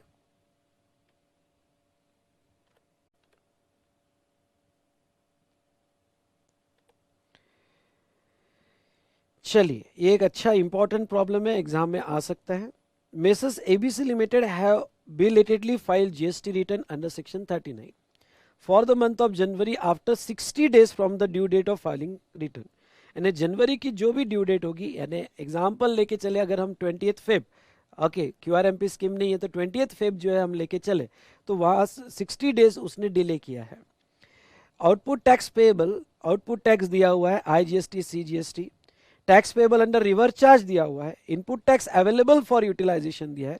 पर ख्याल रहे ये जो ITC हम यूज करेंगे ये रिवर्स चार्ज के पेमेंट के लिए नहीं यूज करेंगे, ये हमारा जो आउटपुट टैक्स है इसके लिए यूज करेंगे.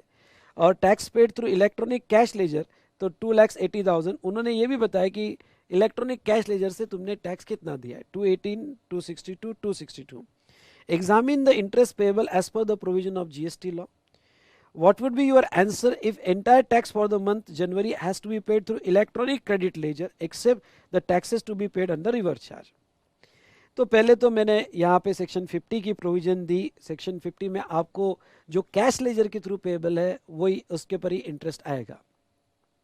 यहाँ पे जहाँ तक है ये जो टैक्स है, ये टैक्स की जो पेमेंट हुआ 60 डेज का लेट हुआ तो बेटा आपने कैश लेजर की टू 218, 262 और 262 पे किया है, तो आपको 218, 262, 262 पे 18% का इंटरेस्ट लगेगा. 60 डेज का यहाँ पे इंटरेस्ट कैलकुलेट किया जाएगा. ये तो था 218 क्रेडिट लेने के बाद, यानी 450 माइनस 250 तो 2 lakh, okay 2 lakh plus reverse charge का 18,000. तो इस तरह से वो कैलकुलेट हुआ. यहाँ पे 218, ठीक है, 218 पे इंटरेस्ट लगेगा अगर आप देखोगे. अब सेकंड केस वो क्या कहते हैं, सेकंड केस वो कहते हैं कि भाई अगर इलेक्ट्रॉनिक क्रेडिट लेजर में इतना सफिशिएंट बैलेंस था कि उसमें आउटपुट टैक्स लायबिलिटी एडजस्ट हो जाती है, तो आपका आंसर क्या होगा. मतलब हमारे इलेक्ट्रॉनिक कैश लेजर से आउटपुट टैक्स का पेमेंट नहीं होगा क्योंकि उन्होंने खुद कहा है कि भाई सफिशिएंट बैलेंस क्रेडिट लेजर में है. अगर सफिशिएंट बैलेंस क्रेडिट लेजर में है, पर इसके साथ मैं आपको एक बार ये कह दूं कि रूल 86B का जो है 99% वाला क्राइटेरिया भी यहाँ अप्लाई मत करना. हम ये अज्यूम करके चलते हैं कि ये पूरा क्रेडिट यूज़ कर सकता है, 50 लाख के नीचे वैल्यू होगा या एक्सेप्शन में आता होगा. ओके, तो ये पूरा क्रेडिट यूज़ कर सकता है. ओके, क्योंकि उसके पास सफिशिएंट बैलेंस है. अब वो बीच में 86B मत लाना, ठीक है. तो ऐसे सिचुएशन में यहाँ पे अगर ये पूरा क्रेडिट यूज कर रहा है तो भी उसके पास जितना भी क्रेडिट है वो रिवर चार्ज के लिए तो यूज नहीं कर सकता है ना. अगर वो रिवर चार्ज के लिए यूज नहीं कर सकता है तो फिर रिवर चार्ज वाला तो उसको टैक्स देना है, उसके लिए वो डिले हुआ 60 दिन, तो रिवर चार्ज में जितना अमाउंट आएगा उसके ऊपर तो इंटरेस्ट निकाला जाएगा ना. सही है ना. ठीक है, तो ये है रिगार्डिंग टू यहाँ पे जो कैलकुलेशन ऑफ इंटरेस्ट. ये अच्छा क्वेश्चन है, अच्छे से पढ़ के जाना.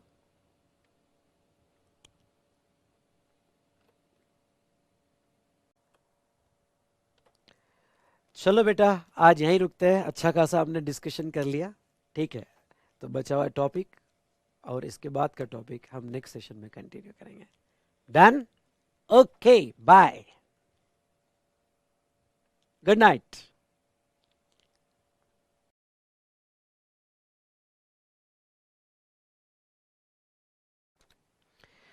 Well, so now this is question and discussion time. Are you ready?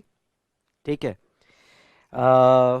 एक बात मैं फिर से आपको सबको बता देना चाहूँगा, और बात वो ये है कि ये क्वेश्चन है डिस्कशन, एडिशनल डिस्कशन है जो आप बाद में यूट्यूब पे भी देख सकते हो. एक्चुअली लेक्चर हमारा 3.25 साढ़े 3 घंटे का है, उससे ज़्यादा नहीं है.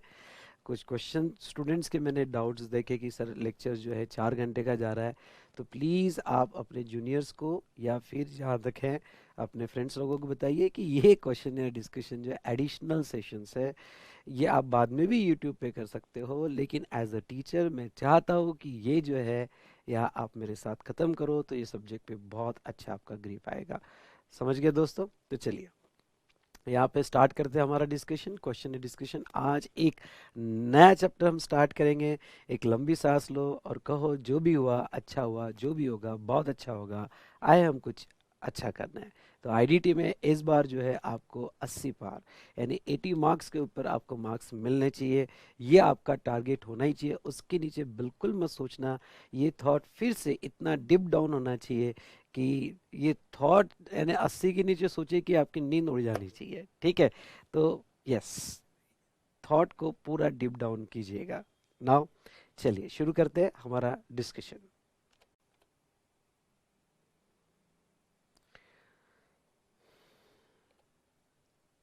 वेल दोस्तों, तो नाउ अब चैप्टर 8 हम स्टार्ट करेंगे, टीडीएस एंड टीसीएस। ये पेमेंट ऑफ टैक्स का ही पार्ट है, one of the important chapter है, और मुझे ऐसा लगता है कि आने वाली एग्जाम में यस इसके ऊपर सवाल पूछा जा सकता है, इसलिए ये चैप्टर अच्छे से करके जाना। टोटल टीडीएस और टीसीएस पे मैंने 24 क्वेश्चंस लिए हैं, तो आपका रिवाइज भी मैं कर दूंगा, एज वेल एज जो है क्वेश्चंस भी हम सॉल्व करेंगे, जिसमें आईसीएआई मटेरियल के क्वेश्चंस, एग्जाम के क्वेश्चंस, आरटीपी और मॉक टेस्ट पेपर के क्वेश्चंस और अदर क्वेश्चंस कुछ मैंने बनाए हैं। ओके, तो यस डेफिनेटली ये सभी क्वेश्चंस हम यहाँ डिस्कस करेंगे। ठीक है दोस्तों, तो चलिए शुरू करते हैं।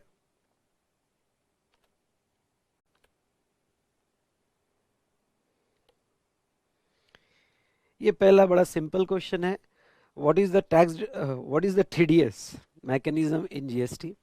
So similar like income tax, the tax deduction at source is a mechanism where recipient of goods or service or both will deduct out of the amount payable to supplier an amount of such percent of value of supply and deposit the same to the account of government within the time prescribed। मतलब क्या, आपका जो recipient है वो आपका कुछ पैसा deduct कर लेगा और वो पैसा वो आपके जीएसटीएन पे गवर्नमेंट अकाउंट में रिकॉर्ड कर लेगा, नो डाउट उसके रजिस्ट्रेशन और आपके जीएसटीएन के नाम पे वो गवर्नमेंट अकाउंट में रिकॉर्ड कर देगा, जो आपके कैश लेजर में जमा हो जाएगा। ठीक है, तो ये टीडीएस का एक सिंपल मीनिंग देखा हमने।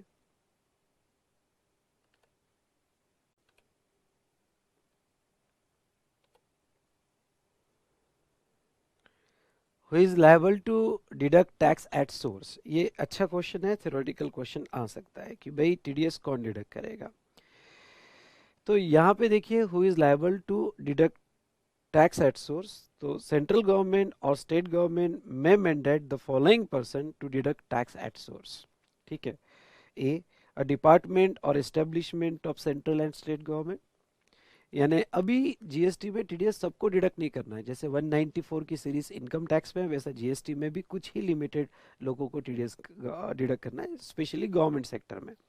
तो गवर्नमेंट डिपार्टमेंट को, लोकल अथॉरिटी को, गवर्नमेंट एजेंसीज को, और सच पर्सन और category of person as may be notified by central or state government on the recommendation of council, following are the person notified by government under clause D। Clause D में government ने open रखा हुआ है कि यहाँ पे ऐसे कुछ पर्सन जो गवर्नमेंट नोटिफाई करेगा उनको भी टीडीएस डिडक्ट करना पड़ेगा, यानी ए बी और सी ये तो डिडक्ट करेंगे ही करेंगे, as well as notified person भी टीडीएस डिडक्ट करेंगे। अब ये नोटिफाइड पर्सन टीडीएस डिडक्ट करने वाले कौन, तो उसमें उन्होंने 3 कैटेगरी नोटिफाई किया, ए बी और सी। पहला, कोई भी ऐसी अथॉरिटी या बोर्ड जो पार्लियामेंट या स्टेट लेजिस्लेचर ने बनाया है, या फिर कोई भी ऐसी अथॉरिटी या बोर्ड जो गवर्नमेंट ने एस्टेब्लिश किया है जिसमें मोर देन 51% जो है यानी विथ 15% या मोर पार्टिसिपेशन गवर्नमेंट का है, वो अथॉरिटी और बोर्ड भी टीडीएस काटेगी। जो सोसाइटी एस्टेब्लिश बाय गवर्नमेंट या स्टेट गवर्नमेंट होगी या लोकल अथॉरिटी होगी अंडर सोसाइटी रजिस्ट्रेशन एक्ट, वो भी टीडीएस काटेगी। और पब्लिक सेक्टर अंडरटेकिंग भी टीडीएस काटेगी। तो ये क्वेश्चन इंपॉर्टेंट है, अच्छे से पढ़ के जाना कि टीडीएस कौन कौन काटेगी, लर्न हो जाना चाहिए आपका। ठीक है दोस्तों, यस।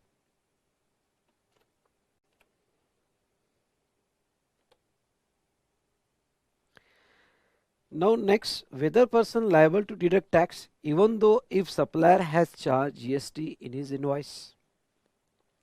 मतलब सप्लायर ने जीएसटी लगाया तो भी आपको टीडीएस डिडक्ट करना है क्या? ऑब्वियसली बेटा, वो तो जीएसटी लगाएगा। मैकेनिज्म फिर से समझ लो।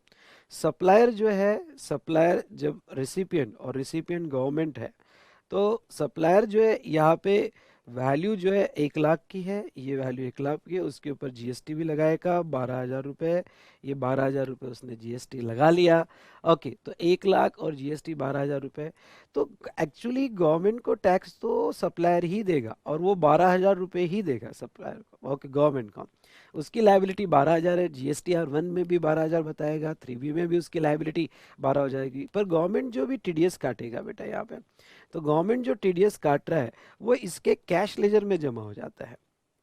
ओके, इसके कैश लेजर में वो टीडीएस जमा हो जाता है, और यहाँ पे यानी नोटिफाइड पर्सन जो भी टीडीएस काटेगा इस बिल का, वो इसके कैश लेजर में जमा होगा, उतना ये कम पे करेगा सप्लायर को। और यहाँ पे ये जो जो भी टीडीएस या कैश लेजर में जमा हुआ, वो ये 12,000 के पेमेंट के लिए वो यूज कर सकता है कैश लेजर का। पर इसको तो पूरी अपनी लाइबिलिटी देनी पड़ेगी, इनवॉइस में भी वो जीएसटी काट रहा है। ओके, तो यस बेटा, यहाँ पे टीडीएस वो सिचुएशन में भी डिडक्ट होगा।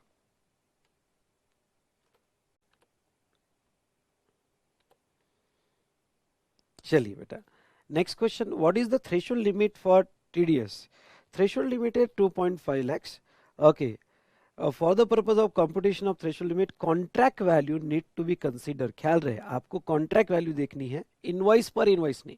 हाँ, उस कॉन्ट्रैक्ट में आप 4 इनवॉइस दोगे तो 4 इनवॉइस पर, टोटल कॉन्ट्रैक्ट वैल्यू 2.5 लाख के ऊपर नहीं जानी चाहिए। ओके, और आपका नॉट द इनवॉइस वैल्यू और पेमेंट अमाउंट। टीडीएस कटेगा पेमेंट पे, जैसे जैसे आपका रिसिपिएंट पे करेगा। समझ लो आपकी कॉन्ट्रैक्ट वैल्यू 4 लाख है, तो 4 लाख में वो पहले 1 लाख का पेमेंट कर रहा है, उस पर वो डिडक्ट करेगा। टीडीएस कटेगा पेमेंट पे, लेकिन टीडीएस वो काटेगा या नहीं काटेगा ये तो डिसाइड होगा बेटा आपकी कॉन्ट्रैक्ट वैल्यू पे। However, for the purpose of ascertaining threshold limit, value of supply shall consider as a amount excluding taxes। हाँ, ख्याल रहे, आपका जो भी वैल्यू सेक्शन 15 के हिसाब से होगा वो वैल्यू कॉन्ट्रैक्ट वैल्यू कंसीडर की जाएगी, जिसमें जीएसटी एलिमेंट नहीं लिए जाएंगे। ठीक है, जिसमें जीएसटी एलिमेंट नहीं लिए जाएंगे, पर बाकी जो है सेक्शन 15 के हिसाब से बाकी कोई टैक्सेस लगते हैं, जैसे एक्साइज लगता है, वैट लगता है, सीएसटी लगता है, तो वो कंसीडर होगा, लेकिन जीएसटी एलिमेंट नहीं किए जाएंगे। एक्सक्लूडिंग टैक्सेस मतलब GST. Okay, GST element exclude किया जाएगा।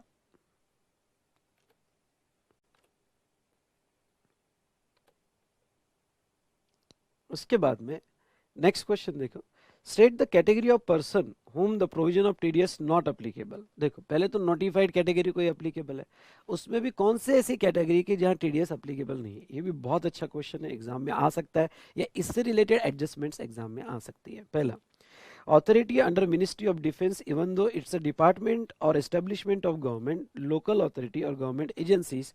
ओके, पर मिनिस्ट्री ऑफ डिफेंस टीडीएस नहीं काटेगा। दूसरा, सप्लाई ऑफ गुड्स और services both from one PSU to another PSU who is not a distinct person. मतलब अब एक पीएसयू दूसरे पीएसयू को सप्लाई कर रही है, पब्लिक सेक्टर अंडरटेकिंग उनको, तो टीडीएस नहीं काटा जाएगा। नेक्स्ट, सप्लाई ऑफ गुड्स और सर्विस और both which take place between one person to another, namely department और establishment of government, state government, local authority और government agency and person specified under clause D of section 51(1)। यानी जो भी person notified है, अगर वो एक में ट्रांजेक्शन करते हैं, यानी गवर्नमेंट लोकल अथॉरिटी को दे रहा है, लोकल अथॉरिटी गवर्नमेंट को दे रही है, या नोटिफाइड पर्सन सोसाइटी को दे रही है, पीएसयू को दे रही है, तो जब ये एक में ट्रांजेक्शन करेंगे तो वो सिचुएशन में टीडीएस नहीं कटेगा।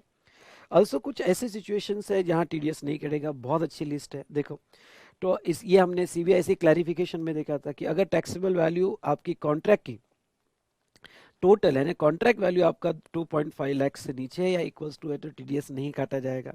कॉन्ट्रैक्ट वैल्यू ज़्यादा है of both taxable and exempt supply but value of taxable supply under the said contract less than। मतलब क्या है कि आपको exempt supply को डिडक्ट करना पड़ेगा, और जो taxable supply है वो अगर 2.5 लाख से नीचे है या 2.5 लाख तक है तो टीडीएस नहीं काटा जाएगा। आपका गुड्स अगर एग्जम्प्टेड होगा या सर्विस एग्जम्प्ट होगी तो टीडीएस नहीं काटा जाएगा। उसके बाद में goods on which GST is not leviable, जिसके ऊपर जीएसटी की लेवी नहीं है, उससे रिलेटेड टीडीएस नहीं काटा जाएगा, पेट्रोल डीजल पेट्रोलियम गैस वगैरह। Where location of supplier and place of supply in the state which is different from the state और union territory where recipient is located, ये हमने एक प्रोविजो देखी थी। ये प्रोविजो में location of supply and POS यानी सप्लायर भी सेम स्टेट में है और पीओएस भी सेम से, महाराष्ट्र में ही सप्लायर है और महाराष्ट्र में ही पीओएस है, तो ऐसे सिचुएशन में इवन दो मेरी सर्विस लेने वाला पंजाब वाला होगा, रिसिपिएंट बाहर का होगा, पर दोनों अगर यहाँ पे है तो फिर पंजाब गवर्नमेंट मेरी टीडीएस नहीं काटेगी। All activities mention in schedule 3 वहाँ टीडीएस नहीं कटेगा। where the payment relate to tax invoice that has been issued before 1/10/2018, वैसा ये इंपॉर्टेंट नहीं है, पर ठीक है, इनवॉइस अगर 1/10/2018 के पहले होगा तो टीडीएस नहीं कटेगा। अब तो आपने नहीं भी लिखा तो चलेगा। Where tax to be paid under reverse charge, ये बहुत इंपॉर्टेंट है, रिवर्स चार्ज में होगा तो टीडीएस नहीं कटेगा।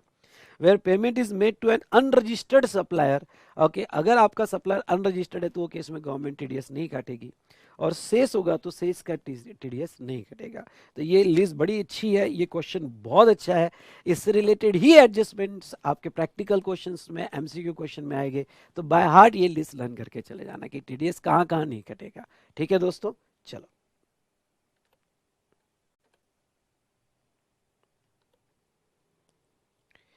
चलिए बेटा, ये एग्जाम्पल देखो। Supplier Y of Mumbai make the taxable supply worth ₹10,000 and exempt supply 20,000 in an invoice bill of supply to Finance Department of Government of India located New Delhi, where contract for supply is for ₹6 lakhs, 2,60,000 for taxable including GST and 3,40,000 for exempt supply. The rate of GST 18%. Following payment is being made by GOI to Y 10,000 value of taxable supply plus 1,800 integrated tax plus 20,000 as a value of exempt supply. Whether any deduction of TDS is required. पहली बात तो देखो बेटा, exempt supply तो वो तो हम लेंगे नहीं। अब taxable supply जो है यहाँ पे, ओके देखो, पहले तो यहाँ पे एक आज हमने जो सप्लाई किया वो 10,000 का किया और एग्जाम सप्लाई हमने 20,000 का किया, लेकिन हमारे कॉन्ट्रैक्ट जो हुए हैं गवर्नमेंट के साथ वो 2,60,000 के टैक्सेबल सप्लाई के हुए हैं और 3,40,000 के एग्जाम सप्लाई के हुए हैं।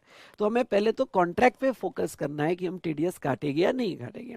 तो कॉन्ट्रैक्ट वैल्यू पे अगर हम फोकस करते हैं, ध्यान सुनिएगा, अगर हम कॉन्ट्रैक्ट वैल्यू पे फोकस करते हैं कि टीडीएस काटेंगे या नहीं काटेंगे, तो ऐसे सिचुएशन में यहाँ पे ध्यान से देखिए, कॉन्ट्रैक्ट वैल्यू में एग्जाम सप्लाई तो हम नहीं लेंगे। अब यहाँ पे टैक्सेबल वैल्यू और वो भी इंक्लूसिव ऑफ जीएसटी, और जीएसटी रेट 18% है, तो जीएसटी डिडक्ट करके आपकी वैल्यू होगी यानी 2,60,000 okay divided by 118 okay into 100 होगा, तो आपका 2,20,338 आ रहा है। तो 2,20,338 यानी 340 राउंड अप करके आ रहा है। तो ऐसे सिचुएशन में वैल्यू जो है आपका 2.5 लाख से कम है, तो वो सिचुएशन में टीडीएस नहीं काटा जाएगा। लिखने का तरीका जरूर देखिएगा। फिर आपका नो डाउट टीडीएस तो पेमेंट बेसिस पे होता था, अगर टीडीएस काटना पड़ता तो फिर हम 10,000 पे टीडीएस काटते थे, लेकिन टीडीएस काटने की कोई ज़रूरत ये सिचुएशन में नहीं है। तो ऐसे केस में कौन कौन टीडीएस काट सकते हैं, ये शॉर्ट में आपने लिखा। यहाँ 2,50,000 ओके 1% से टीडीएस कटेगा और 2,50,000 का आपने क्राइटेरिया भी दे दिया यहाँ पे कि वो सिचुएशन में टीडीएस काटा जाएगा। तो यहाँ पे वो इंक्लूसिव ऑफ जीएसटी है, तो कॉन्ट्रैक्ट वैल्यू 220 निकली, इसलिए आपको टीडीएस डिडक्ट करने की कोई ज़रूरत नहीं है। ओके, बहुत अच्छा क्वेश्चन मैंने यहाँ पे लिया, ये वाला।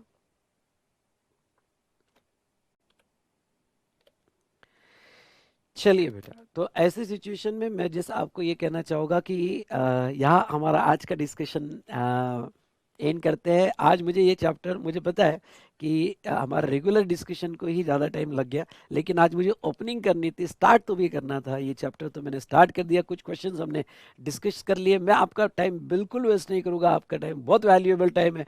हमें अगर 10-15 मिनट भी मिलते हैं तो इसका फ्लेवर मैं ज़रूर रखूँगा, सो दैट आपको बहुत इसका यूज़ हो और आप ये सब्जेक्ट एंजॉय करेंगे। ठीक है दोस्तों, तो चलिए यहाँ पे आज का सेशन रोकते हैं, नेक्स्ट सेशन हम बाद में कंटिन्यू करेंगे।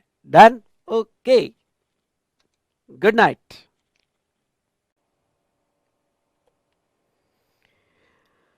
नाउ क्वेश्चन देखिएगा। Aasman limited had supplied goods to a local authority 7,56,000।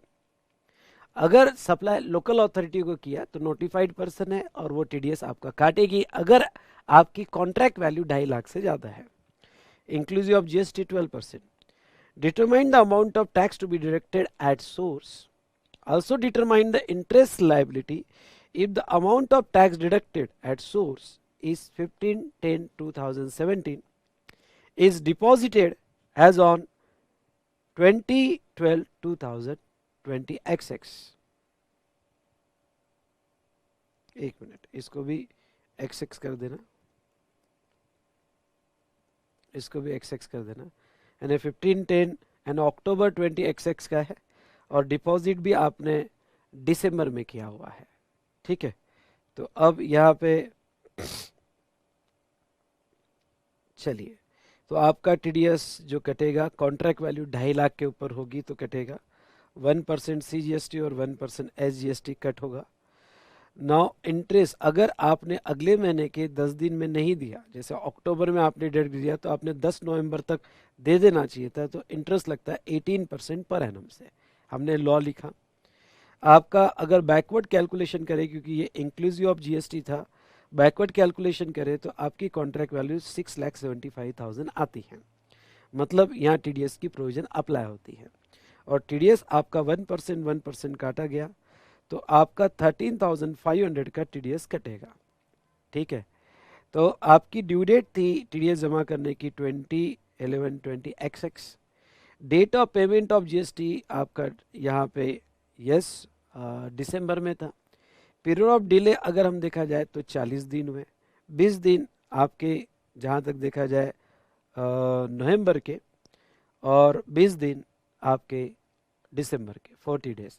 तो 13,500 की TDS पर आपको इंटरेस्ट लगेगा 18% पर एनम, यहाँ पे 40 डेज का। ओके, तो आपकी जो भी अमाउंट होगी, यानी 13,500, वहाँ दिया ही है 13,500, okay, into 40 days divided by 365, तो 266 जो है आपका इंटरेस्ट लगेगा। अच्छा क्वेश्चन है, इंटरेस्ट के साथ ये क्वेश्चन पूछा गया है।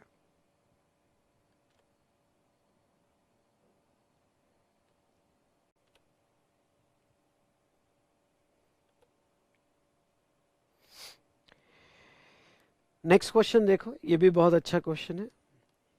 Manihar Enterprises, registered in Delhi, is engaged in the supply of various goods and services exclusively to government department or agency and a person notified under section 51 of the CGST Act। उन्होंने खुद ही कह दिया है कि मनिहार जो है, मनिहार जब supply कर रहा है तो बहुत सारी गवर्नमेंट एजेंसी को सप्लाई कर रहा है, और हर वो नोटिफाइड पर्सन जो सेक्शन 51 ऑफ CGST एक्ट में रजिस्टर्ड है। It has provided the information relating to supplies made, their contract value and payment due against each month, against each of them in the month of October। ठीक है, supply of stationery और fishery, stationery to fisheries department Kolkata, total contract value 2,60,000 है, payment due इन अक्टूबर 15,000 है। पहले तो ये देखो कि कॉन्ट्रैक्ट वैल्यू इसलिए काम आती है ये डिसाइड करने के लिए कि TDS कटेगा या नहीं कटेगा। ठीक है, और उसके बाद में आपकी जो अमाउंट रहेगी पेमेंट अमाउंट, उसी पेमेंट ड्यू अमाउंट पे TDS कटेगा। ठीक है, जैसे जैसे पेमेंट होगे उसी पेमेंट ड्यू अमाउंट पे TDS कटेगा। और यहाँ पे ये जो total contract value inclusive of GST दिया हुआ है, तो हमें GST रेट चाहिए, नीचे GST रेट उन्होंने 18% दिए हैं। ओके, तो अगर आप GST रेट से बैकवर्ड कैलकुलेशन करो तो 2,60,000 डिवाइडेड बाय 118 इंटू 100, यानी यहाँ पे 2,20,000 कुछ अमाउंट आ रही है। अगर 2,20,000 अमाउंट आते हैं मतलब कॉन्ट्रैक्ट वैल्यू 2,50,000 से ज़्यादा नहीं है, इसलिए इस अमाउंट पे 15,000 पे TDS नहीं कटेगा। ओके, तो लिखने का तरीका देखो, सेक्शन 51, कौन से नोटिफाइड पर्सन है, क्या रेट से GST कटेगा, नोटिफाइड पर्सन कौन कौन है ये भी मैंने दे दिया। टाइम मिले तो पूरे लिखना, नहीं तो थोड़ा इसको शॉर्टकट मार देना इस आंसर को, कि भाई गवर्नमेंट एजेंसीज होगी, लोकल अथॉरिटी होगी एंड एक्सेट्रा, तो ऐसे सिचुएशन में यहाँ पे TDS कटेगा, पर पूरा लिखो तो ज़्यादा अच्छा। ठीक है, कि कौन से नोटिफाइड पर्सन है। उसके बाद में बेटा पहले केस में, अब इसमें टेबल का प्रेजेंटेशन देखो, क्योंकि कहीं CGST का TDS कट सकता है, HGST का कट सकता है, IGST का कट सकता है। तो अब आपने एक एक पॉइंट यहाँ पे लिखना है, और एक एक पॉइंट यहाँ पे जो है, यहाँ पहला तो आपकी टोटल कॉन्ट्रैक्ट वैल्यू जो है, ओके, यहाँ 2,60,000 है, पेमेंट ड्यू 15,000 है, पर नोट 1 में हम एक्सप्लेन कर देंगे बैकवर्ड कैलकुलेशन से कि कॉन्ट्रैक्ट वैल्यू लेस देन 250 आ रही है, इसलिए कोई टीडीएस नहीं कटेगा, कोई टीडीएस यहाँ पे नहीं कटेगा। चलो एक एक एडजस्टमेंट, नीचे के एडजस्टमेंट आपने मत देखना, मेरे साथ डिस्कस करना, ठीक है। Supply of car rental service to municipal corporation Delhi. Okay, अभी म्युनिसिपल कॉरपोरेशन को कार रेंटिंग सर्विस दी है, ठीक है, दिल्ली म्युनिसिपल कॉरपोरेशन को कार रेंटल सर्विस दी है। कॉन्ट्रैक्ट वैल्यू 2,95,000 है, divided by 118 into 18, 2,95,000 divided by 118 into 100। यहाँ पे डॉट अगर आप देखो बैकवर्ड कैलकुलेशन से तो 2,50,000 तक, यहाँ पे 2,50,000 आ रही है अगर जीएसटी निकाल लो। आपको टीडीएस कब काटना पड़ेगा? आपको टीडीएस बेटा तब काटना पड़ेगा जब आपकी वैल्यू 2,50,000 से ज्यादा हो। देखो बहुत अच्छा एडजस्टमेंट है, डॉट 2,50,000 तो टीडीएस काटने की जरूरत नहीं है, 2,50,000 से ज्यादा हो तो ही टीडीएस कटेगा। तो ऐसे केस में ये भी सिचुएशन में कोई टीडीएस नहीं कटेगा। तो हम सेकंड केस अगर देखें तो कोई टीडीएस इसमें नहीं है। नोट 2 दी हुई है, नोट 2 का कैलकुलेशन 2,50,000 है। ओके, डज नॉट एक्सीड्स 2,50,000, इसलिए ये सिचुएशन में टीडीएस नहीं कटेगा। चलो now 3, supply of heavy machinery to public sector undertaking PSU located in Uttarakhand. Machinery supply की और 5,90,000 इंक्लूसिव ऑफ जीएसटी सप्लाई किया और उत्तराखंड में सप्लाई किया, जबकि हमारा बंदा जो है ये जो है दिल्ली का है। तो ऐसे सिचुएशन में okay, location of supplier Delhi है, मशीनरी उत्तराखंड में जा रही है, यानी प्लेस ऑफ सप्लाई उत्तराखंड में है और वहाँ का ही पब्लिक सेक्टर अंडरटेकिंग है। तो पीएसयू के केस में जो है यहाँ पे टीडीएस कटता है। तो ऐसे केस में बेटा यहाँ देखा जाए तो यस टीडीएस कटेगा और 5,90,000 बैकवर्ड कैलकुलेशन से कॉन्ट्रैक्ट वैल्यू डेफिनेटली 2,50,000 के ऊपर है, तो टीडीएस कटेगा। ये डिसीजन तो हमने कॉन्ट्रैक्ट वैल्यू पे ले लिया, पर टीडीएस 50,000 पे यहाँ पे काटा जाएगा। तो ऐसे सिचुएशन में यहाँ पे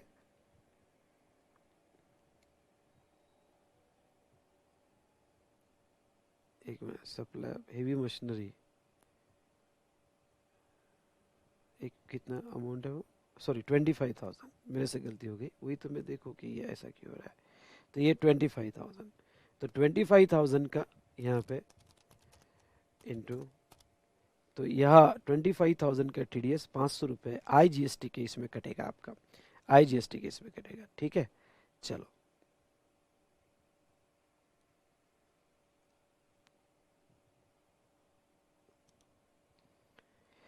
वेल बेटा, सो अभी यहाँ पे नेक्स्ट देखेंगे, supply of taxable goods to Delhi office at national housing society. Delhi में सप्लाई किया इसलिए ये इंट्रा है।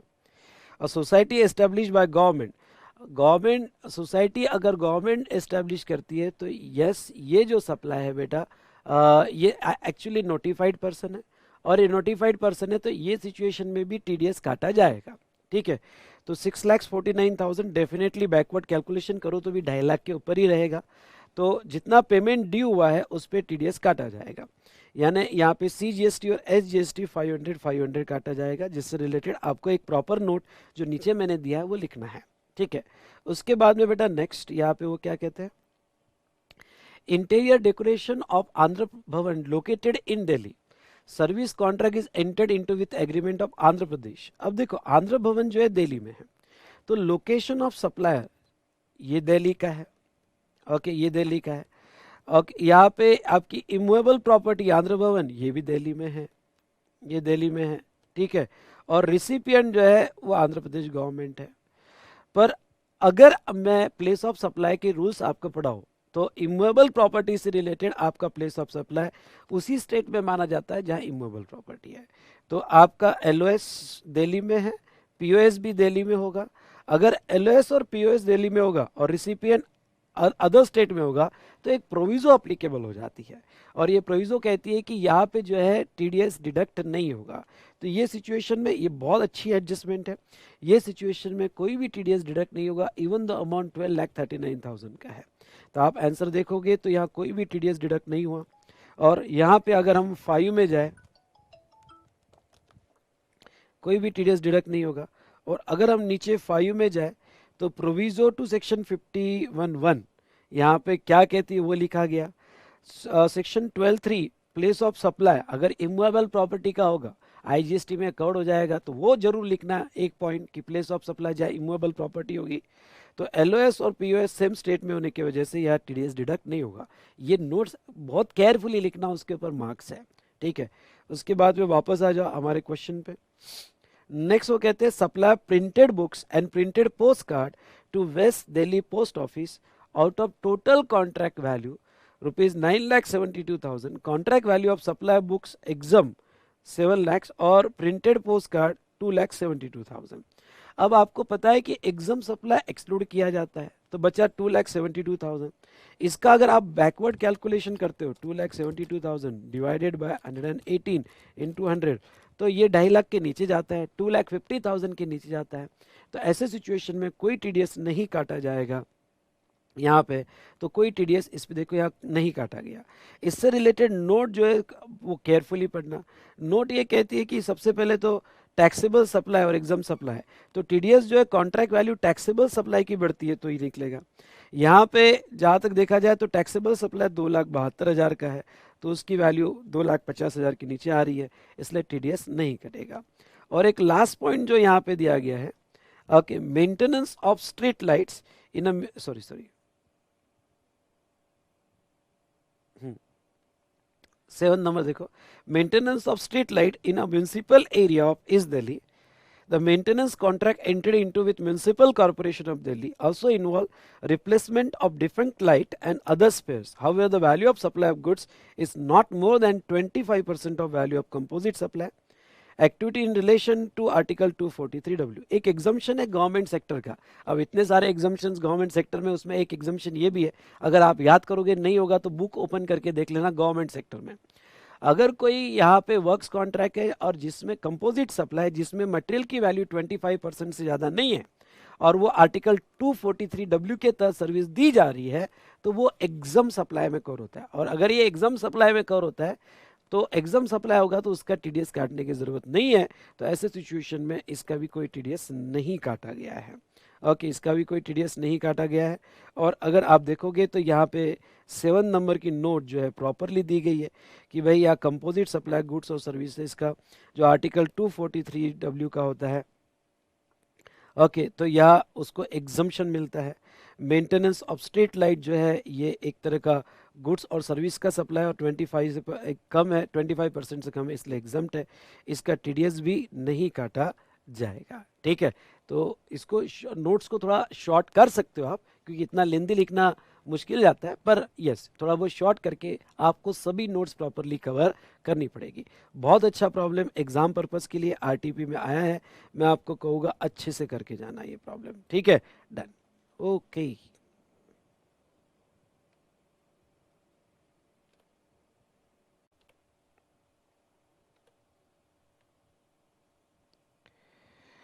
नेक्स्ट क्वेश्चन देखो, यश shoppe, a registered supplier of Jaipur, is engaged in supply of various goods and service exclusive to government department, agency, local authority or person notified under section 51 of CGST Act. You are required briefly explain the provision relating to TDS under section 51 of the CGST Act and also determine the amount of tax, if any, to be deducted from each of the receivable given below. Assuming that the payment as per contract value are made on 31st October, the rate of CGST, SGST, IGST may be assumed 6, that is 12%. Supply of computer stationery to PSU located in Mumbai, हमारा बंदा जयपुर का है और PSU Mumbai में है। Total contract value 2,72,000 inclusive of GST. Backward calculation करोगे ये case में तो यहाँ पे वैल्यू 2,50,000 के नीचे है। पर लिखने का तरीका क्या है, पहले तो आप प्रोविजन प्रॉपरली लिखो कि नोटिफाइड पर्सन गवर्नमेंट एजेंसी। देखो यहाँ पे मैंने देखो इसके पहले वाले प्रॉब्लम में थोड़ा डिटेल में लिखा, नोटिफाइड पर्सन भी कौन होने चाहिए वो भी लिखा, और यहाँ पे मैंने शॉर्ट में कर दिया कि भाई अदर नोटिफाइड पर्सन, ये लिखने का तरीका है। वहाँ क्यों मैंने थोड़ा डिटेल में लिखा, क्योंकि वहाँ पे ट्रांजेक्शन ज़्यादा थे, मे बी सोसाइटी के थे, पीएसयू के थे, इसलिए मैंने वो वाले प्रॉब्लम में जो है थोड़ा सब डिटेल में दिया, क्योंकि वो पहले वाले नोट में फिर ये भी कवर हो जाता है कि पीएसयू नोटिफाइड है, सोसाइटी नोटिफाइड है। लेकिन अगर यहाँ पे सोसाइटी वगैरह नहीं है, पीएसयू है, तो आप इसमें शॉर्ट में भी ये कह सकते हो कि other notified person which includes PSU वगैरह।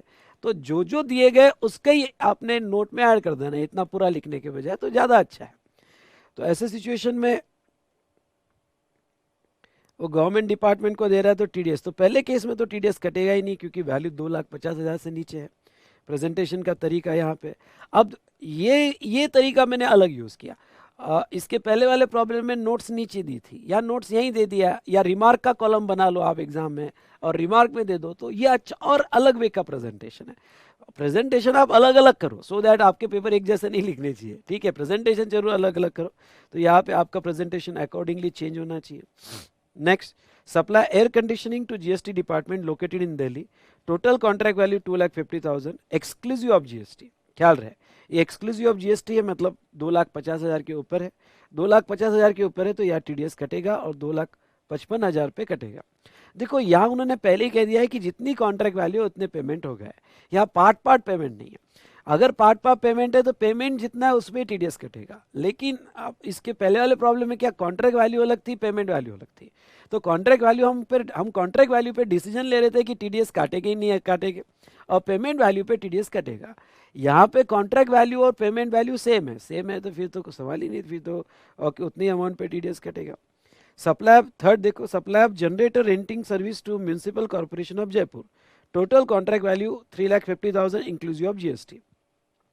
अगर मैं बैकवर्ड कैलकुलेशन करूँ तो 2,50,000 के ऊपर आ रहा है, 2,50,000 के ऊपर आ रहा है तो डेफिनेटली यहाँ पे टीडीएस काटा जाएगा, और वो सीजीएसटी और एसजीएसटी का टीडीएस काटा जाएगा।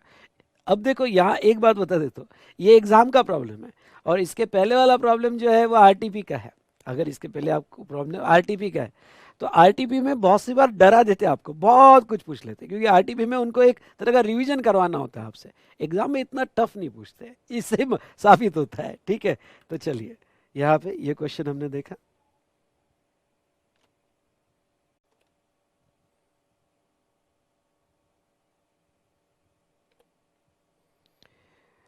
नाउ नेक्स्ट क्वेश्चन देखो, A central government department located at Uttar Pradesh is registered with Commercial Tax Department UP state for deducting GST.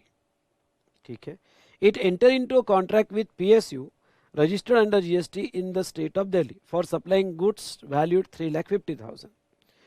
The PSU argues that no tax is deductible on the supply by central government department as it is located outside the state of Uttar Pradesh and therefore not liable to tax under CGST or SGST as it is a local levy, and IGST taxation is not applicable if it is located in other state other than state of department is registered. You are required to comment on this.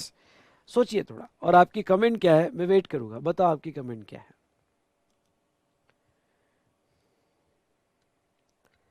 सोचा आपने? बहुत ही simple था। अगर आपको याद होगा तो अगर एक नोटिफाइड पर्सन दूसरे नोटिफाइड पर्सन को सर्विसेज दे रहा है, या गवर्नमेंट दूसरे नोटिफाइड पर्सन को सर्विस दे रहा है, तो एग्जम्प्ट है बेटा। एग्जम्प्ट है तो टीडीएस नहीं कटेगा। तो उन्होंने ये देखा, ये देखो, certain specified person are required to deduct TDS अगर कॉन्ट्रैक्ट वैल्यू 2,50,000 के ऊपर होती है। However, the tax is not liable to be deducted at source when supply of goods and or services has taken place between one specified person to another specified person. Since the both central government department and PSU are specified person, tax is not deductible in case of supply between them. Simple था, ठीक है, ये भी exam में पूछा गया था। Second वाला देखो, would there be any difference if instead of PSU it was an entity in a private sector, applicable tax rate of 1%, 1%, 2%? अब देखो बेटा, यहाँ पे एक उत्तर प्रदेश में सेंट्रल गवर्नमेंट डिपार्टमेंट है और PSU जो है register in the state of Delhi है। PSU की जगह कोई प्राइवेट एंटिटी होती तो क्या टीडीएस डिडक्ट होता?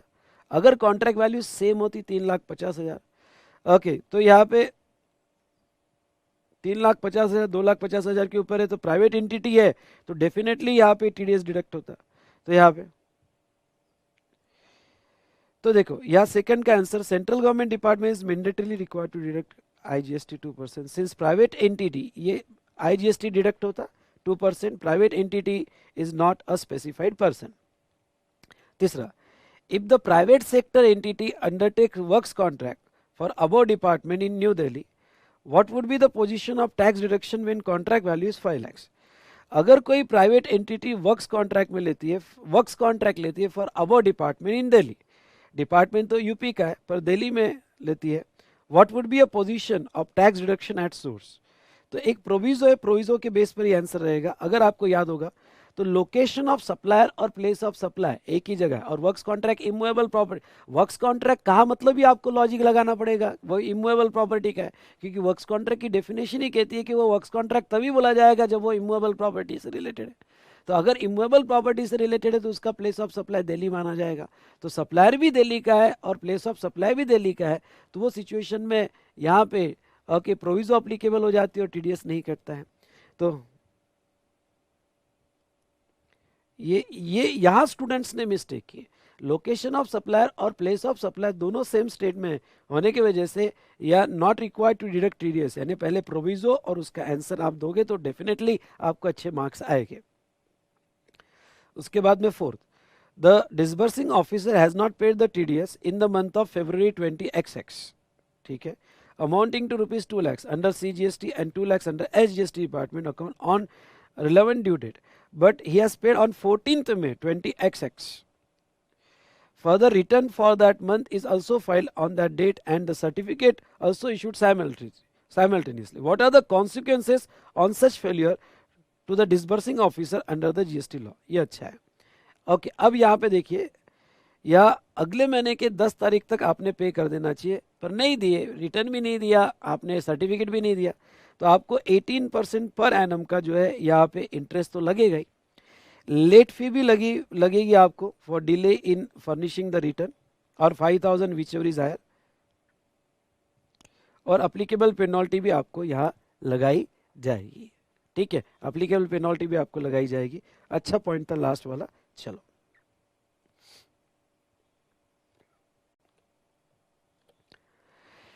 चलिए दोस्तों, कुछ तो क्वेश्चन डिस्कस हुए, कुछ तो रिवाइज हुआ, बस ऐसे ही पढ़ा करो। आप कोई भी सब्जेक्ट अगर पढ़ रहे हो तो ऐसे ही पढ़ना कि सब्जेक्ट के साथ साथ उसके क्वेश्चंस भी देखना, आपकी कॉन्फिडेंस लेवल बहुत बढ़ेगी। ठीक है दोस्तों, तो चलो आज यही रुकते हैं, रिमेनिंग डिस्कशन हम नेक्स्ट सेशन में कंटिन्यू करेंगे। Thank you to all of you.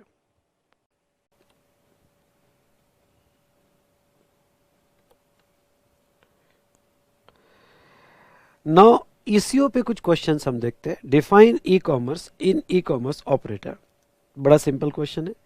Section 244 के हिसाब से e-commerce means supply of goods और service both including digital products over digital और इलेक्ट्रॉनिक नेटवर्क। यानी कोई भी गुड्स या सर्विसेज डिजिटली सप्लाई करना या इलेक्ट्रॉनिक नेटवर्क पे ऑर्डर लेके सप्लाई करना, उसे हम ई कॉमर्स कहते हैं। और ई कॉमर्स ऑपरेटर मतलब जो ये चीज़ों को ऑपरेट कर रहा है या मैनेज कर रहा है डिजिटल और इलेक्ट्रॉनिक फैसिलिटी और प्लेटफॉर्म फॉर इलेक्ट्रॉनिक कॉमर्स, उसे इलेक्ट्रॉनिक कॉमर्स ऑपरेटर कहा जाता है बेटा। चलो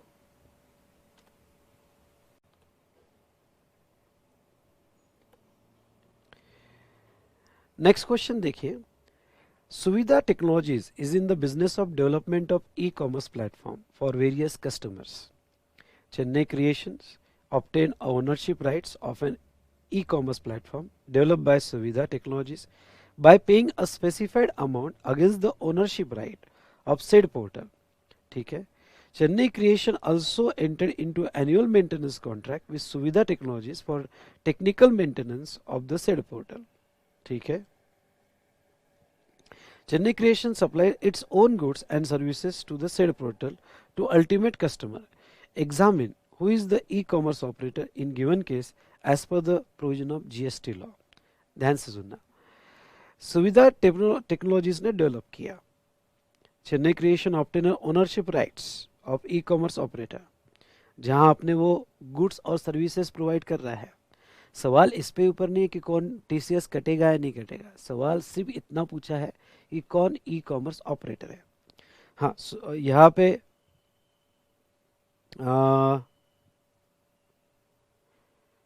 एनुअल मेंटेनेंस कॉन्ट्रैक्ट दिया हुआ है सुविधा टेक्नोलॉजीज को for technical maintenance of said portal. ठीक है, तो देखो सेक्शन 244 के हिसाब से इलेक्ट्रॉनिक कॉमर्स मीन्स, जो अभी हमने देखा कि जो डिजिटली गुड्स और सर्विसेज सप्लाई हो रहा है, और electronic commerce operator means a person who own operate और manage digital or electronic facility platform. In given transaction, e-commerce platform is developed by Suvidha Technologies. However, ownership of electronic platform is by Suvidha to Chennai Creations.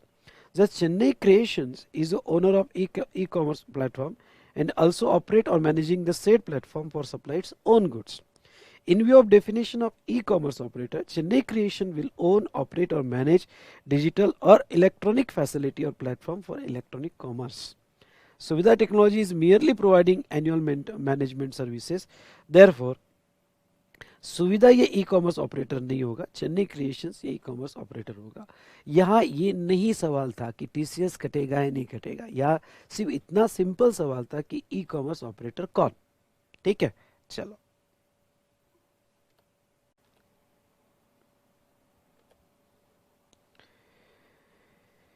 Now next question क्या है, देखो is every e commerce operator required to collect tax on the behalf of actual supplier? क्या सभी e commerce operator को TCS काटना जरूरी है?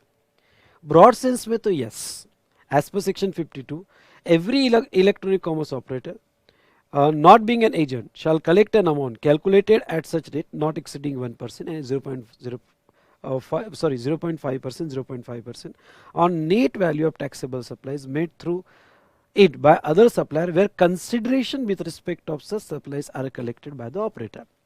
But following are the exception where ECO need not to deduct TCS, sorry या TDS नहीं चाहिए, यहाँ TCS चाहिए।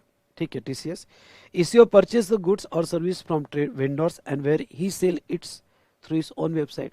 देखो अगर फर्स्ट पैराग्राफ आप पढ़ते हो तो किसी और का गुड्स अपने पोर्टल से बेचना जिसका कंसिडरेशन उसको मिल रहा है और बाद में वो दे रहा है, तो वो ईसीओ माना जाएगा और टीसीएस काटेगा, और ये सभी केस में काटना पड़ेगा। पर अपनी गुड्स परचेस और सेल कर रहा है तो नहीं। ईसीओ अगर एजेंट होगा तो नहीं। ECO not receiving the consideration for supply from the recipient of supply, यानी सप्लायर को डायरेक्ट कंसिडरेशन मिल रहा है तो फिर यहाँ पे टीसीएस नहीं कटेगा। और ECO supplies the goods and और service on his own behalf, यानी वो अपनी गुड्स सेल कर रहा है, तो ऐसे सिचुएशन में यहाँ पे टीसीएस नहीं काटा जाएगा। तो ये उसके एक्सेप्शन है रिगार्डिंग टू टीसीएस। चलिए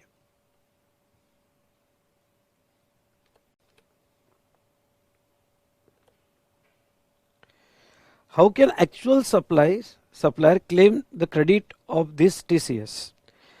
सिंपल है, अगर जो भी टीसीएस काटा गया वो कैश लेजर में जमा हो जाएगा और सप्लायर के और कैश लेजर में जमा होने के बाद वो यूज कर सकता है for payment of tax liability. देखो TCS which is deposited by e commerce operator into government account will be reflected in cash ledger of registered supplier on whose account such collection has been made on the basis of valid return filed by e commerce operator. The same can be used at the time of discharge of tax liability in respect of supplies by the registered person। ठीक है,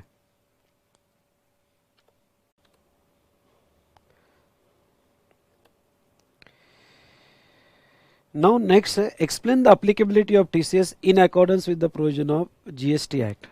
ठीक है, ये तो हमने देखा TCS person liable to collect at store, threshold limit ECO रहेगा, threshold limit नील रहेगी, rate of collection under GST 1% यानी 0.5 अभी अप्लीकेबल है। कितने वैल्यू पे कट होगा, तो net value of taxable supply. Net value क्या होती है, तो जो सेल्स रिटर्न होता है वो डिडक्ट करने के बाद वैल्यू आती है, उसे नेट वैल्यू कहते हैं। Due date of payment of TCS to the government within 10 days from the end of the month, और 0.5 यहाँ सी जीएसटी और एस जीएसटी रहेगा। ठीक है, चलो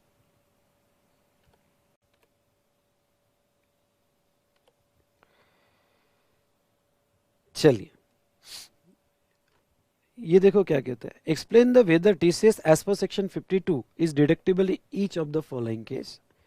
is electronic commerce operator liable to collect tax if consideration for supplies is not collected by him? No, अगर उसने consideration लिया ही नहीं तो एज पर सेक्शन 52(1) वो टीसीएस काटने के लिए लायबल नहीं होगा।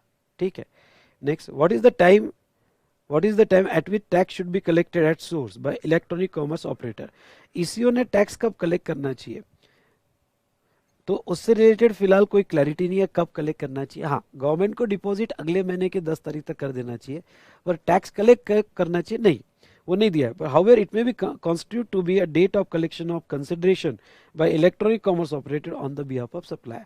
पर नॉर्मली जब सप्लायर के बिहाफ पे उसको पैसा मिल जाएगा, जैसे अमेजोन को सप्लायर के बिहाफ पे जिस दिन पैसा मिल जाएगा उस दिन उसने यहाँ पे टीसीएस काटना चाहिए और अगले महीने के इसमें डिपॉजिट करना चाहिए, पर वैसी कोई डेट तो नहीं दी है। Next, Titan sales watch on is own through its own website, तो ये भी टीसीएस नहीं काटेगा क्योंकि खुद का गुड सेल कर रहा है, ठीक है। उसके बाद में ABC limited who is the dealer of Titan brand sales the watches through Flipkart Amazon, तो ये केस में यस फ्लिपकार्ट और अमेजॉन जो है वो टीसीएस काटेगी। और last, if we purchase the goods from different vendors and selling them out our website under own billing, तो नो, यहाँ पे भी टीसीएस नहीं कटेगा। According to section 52 of CGST act, TCS is required to be collected on net value of taxable supply made through it by other supplier where consideration is to be collected by ECO. In this case, there are two transactions where we purchase the goods from vendors and where we sell through website. The first transaction is GST level will need to be paid to our vendor on which credit is available to us. The second transaction supply on our own account and not by other supplier. There is no requirement to collect TCS, लेकिन हमें normal way से उसका tax जो है पे करना पड़ेगा, ठीक है। चलो,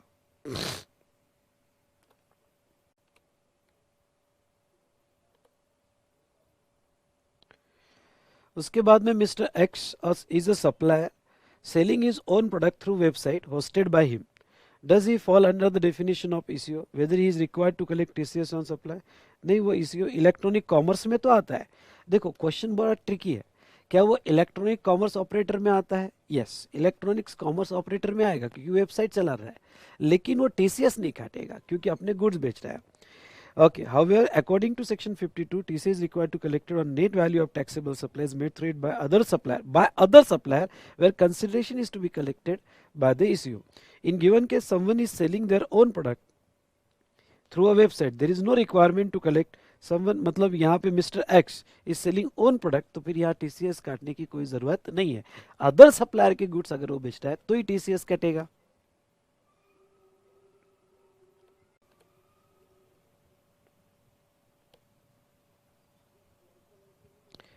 Next, is an e-commerce operator supplying goods through its electronic portal in a capacity of an agent. The goods belongs to B and consideration of such supply is received by A and remitted to B as per the contractual arrangement. A require your help arriving the rate at which tax should be collected from the amount which is received against the supplies.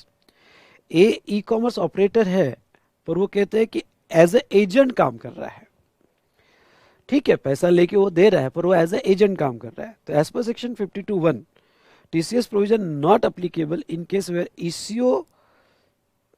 ECO is an agent of supplier.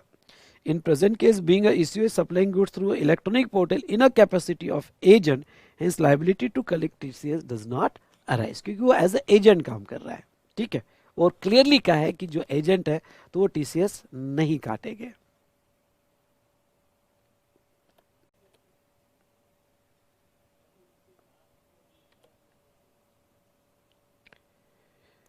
Now next, X book a hotel in Udaipur, Rajasthan through e-commerce portal for an amount of rupees 25,000. ठीक है। As per the terms of condition, amount was payable at the hotel at the time of check-in. Whether TCS provision shall apply in present case. थोड़ा ध्यान सुनना। Hotel है, अगर ये hotel यहाँ पे उदयपुर का होटल है, अगर hotel not liable to registered है तो 9(5) लग जाता है। सुनिए ध्यान से, hotel not liable to registered है तो 9(5) लग जाता है। और वो सिचुएशन में यहाँ पे 100% लायबिलिटी ईसीओ पे, और अगर होटल रजिस्टर्ड है तो फिर टीसीएस कटेगा, फिर टीसीएस करेगा। देखो, no, as per the provision of section 52 TCS provision shall trigger only when ECO receiving the consideration for supply the recipient of supply. In present case supplier the hotel is directly receiving the consideration from the recipient of service. Ex Hence the present transaction will not trigger the TCS.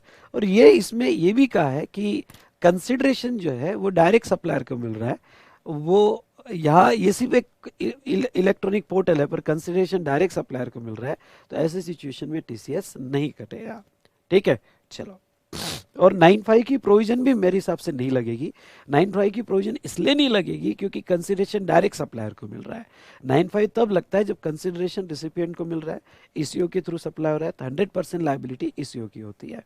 ठीक है,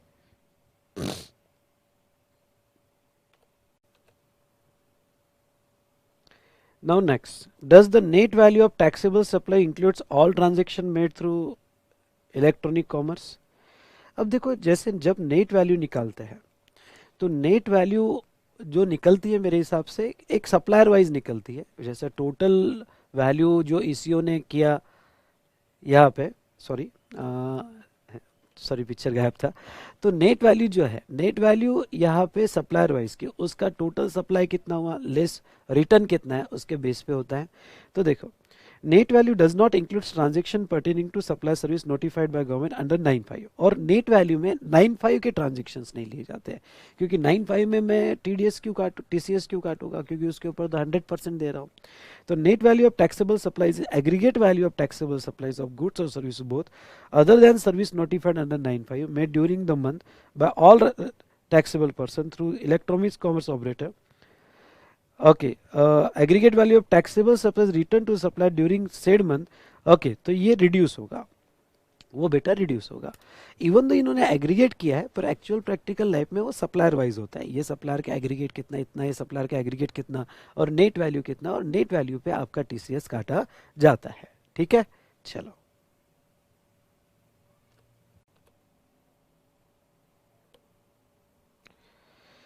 Next, explain the matching concept of electronic commerce operator with suitable real life example. ठीक है, यहाँ पे real life example बोला है। जैसे 52(8) of CGST act, details of outward supply furnished bye every operator for the month of tax collected shall be match with the corresponding details of outward supply furnished bye concern supply.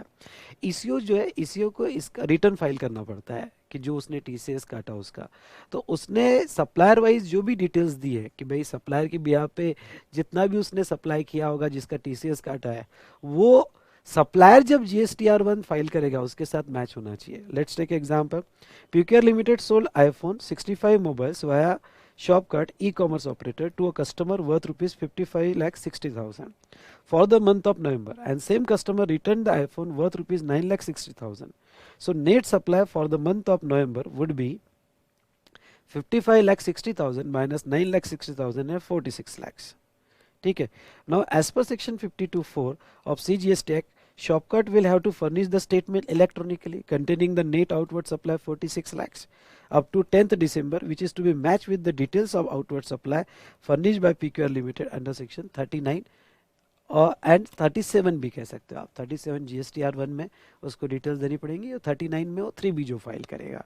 Okay, तो उसके साथ वो match होना चाहिए। ठीक है,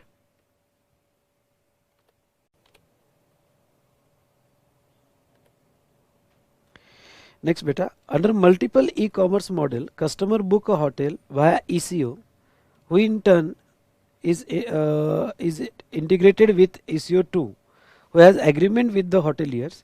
In this case, ECO1 will not have any GST information of hoteliers. Under such circumstances, which e-commerce operator would be liable to collect TCS? तो इस पे CBIC क्लैरिफिकेशन था कि जो लास्ट ECO रहेगा, जो लास्ट ECO रहेगा, जब एक से ज़्यादा ECO के थ्रू बुकिंग हो रही है तो जो लास्ट ECO रहेगा वो TCS काटेगा, जो लास्ट ECO रहेगा वो TCS काटेगा। चलो,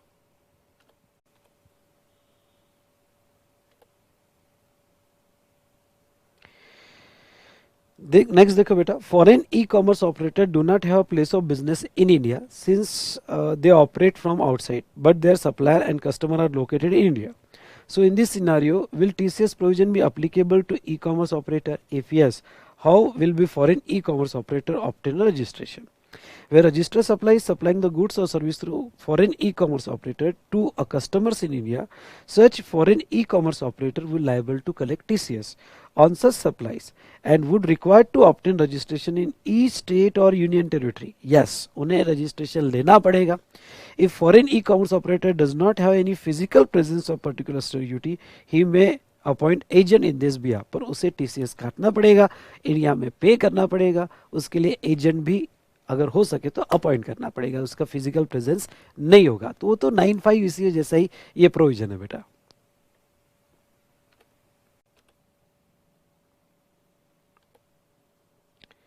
चलिए, from the following information in independent cases your expert advice, चलो आपकी एडवाइस चाहिए, with appropriate reasoning is sought on applicability of TDS and TCS. Adequate reasoning भी चाहिए, मार्क्स है उसके ऊपर. Under CGST Act, you shall also quantify the amount of TDS and TCS as the case may be if same is applicable. Top Fashions, a designer cloth dealer and registered in the state of West Bengal, effected supply through Quick Deal, an electronic commerce operator. Net value of taxable intrastate supplies effected for the month of October 2019 is 1,50,000. Yes, goods है, ECO के through supply हो रहा है. Goods supply होता है, service को तो ठीक है, अलाउड है, एग्जाम थ्रेशोल्ड अलाउड है, पर गुड्स तो है. तो ये केस में टीसीएस काटा जाएगा और 0.05% काटा जाएगा और नेट वैल्यू जो है 1,50,000 उसके ऊपर काटा जाएगा. बड़ा सिंपल क्वेश्चन पूछा था एग्जाम में, ठीक है. ये एग्जाम ही बड़ी इजी थी, सिंपल एग्जाम थी. Next, Mrs. Super Builder, a registered supplier in Tamil Nadu, was awarded a works contract by government of Tamil Nadu amounting 4,30,000. Of this, value of exempt supply 1 lakh. ठीक है, government का contract मिला, exam 1 lakh है, बचा 3,30,000. तो 3,30,000 यानी contract value 2-2.5 lakh से ज़्यादा है. अगर कॉन्ट्रैक्ट वैल्यू 2.5 लाख से ज़्यादा है तो टीडीएस कटेगा. ओके, तो यहाँ पे टीडीएस 1% सीजीएसटी और 1% एसजीएसटी कटेगा. सिंपल था. Tasty caterers, a registered supplier of Kerala, provide catering service in Kochi, Kerala to government of Andhra Pradesh for its annual training camp held for its staff. Value of said services is 4,50,000. Catering services provide कर रहा है government के लिए. तो ऐसे situation में बेटा देखो, since in given case location of supply and place of supply in same state. Yes, catering service का प्लेस ऑफ सप्लाई, अब यहीं आपको पीओएस के कंसेप्ट यूज होते हैं, हम पीओएस में देखेंगे. तो कैटरिंग सर्विस में place of supply place of performance के बेस पे, तो आपका प्लेस ऑफ परफॉर्मेंस जो है अगर सेम स्टेट में है और लोकेशन ऑफ सप्लायर भी सेम स्टेट में है तो फिर यहाँ पे टीसीएस नहीं काटा जाएगा. तो यहाँ वो प्रोविजो अप्लाई हो जाएगी. पर ये बेटा टाइम पे जिसको क्लिक हुआ ना उसको ठीक है, जिसको नहीं क्लिक हुआ वो गया. और हम अज्यूम करते हैं कि वैल्यू जो है, ये नोट भी डाल देना कि above value is exclusive of GST. चलिए,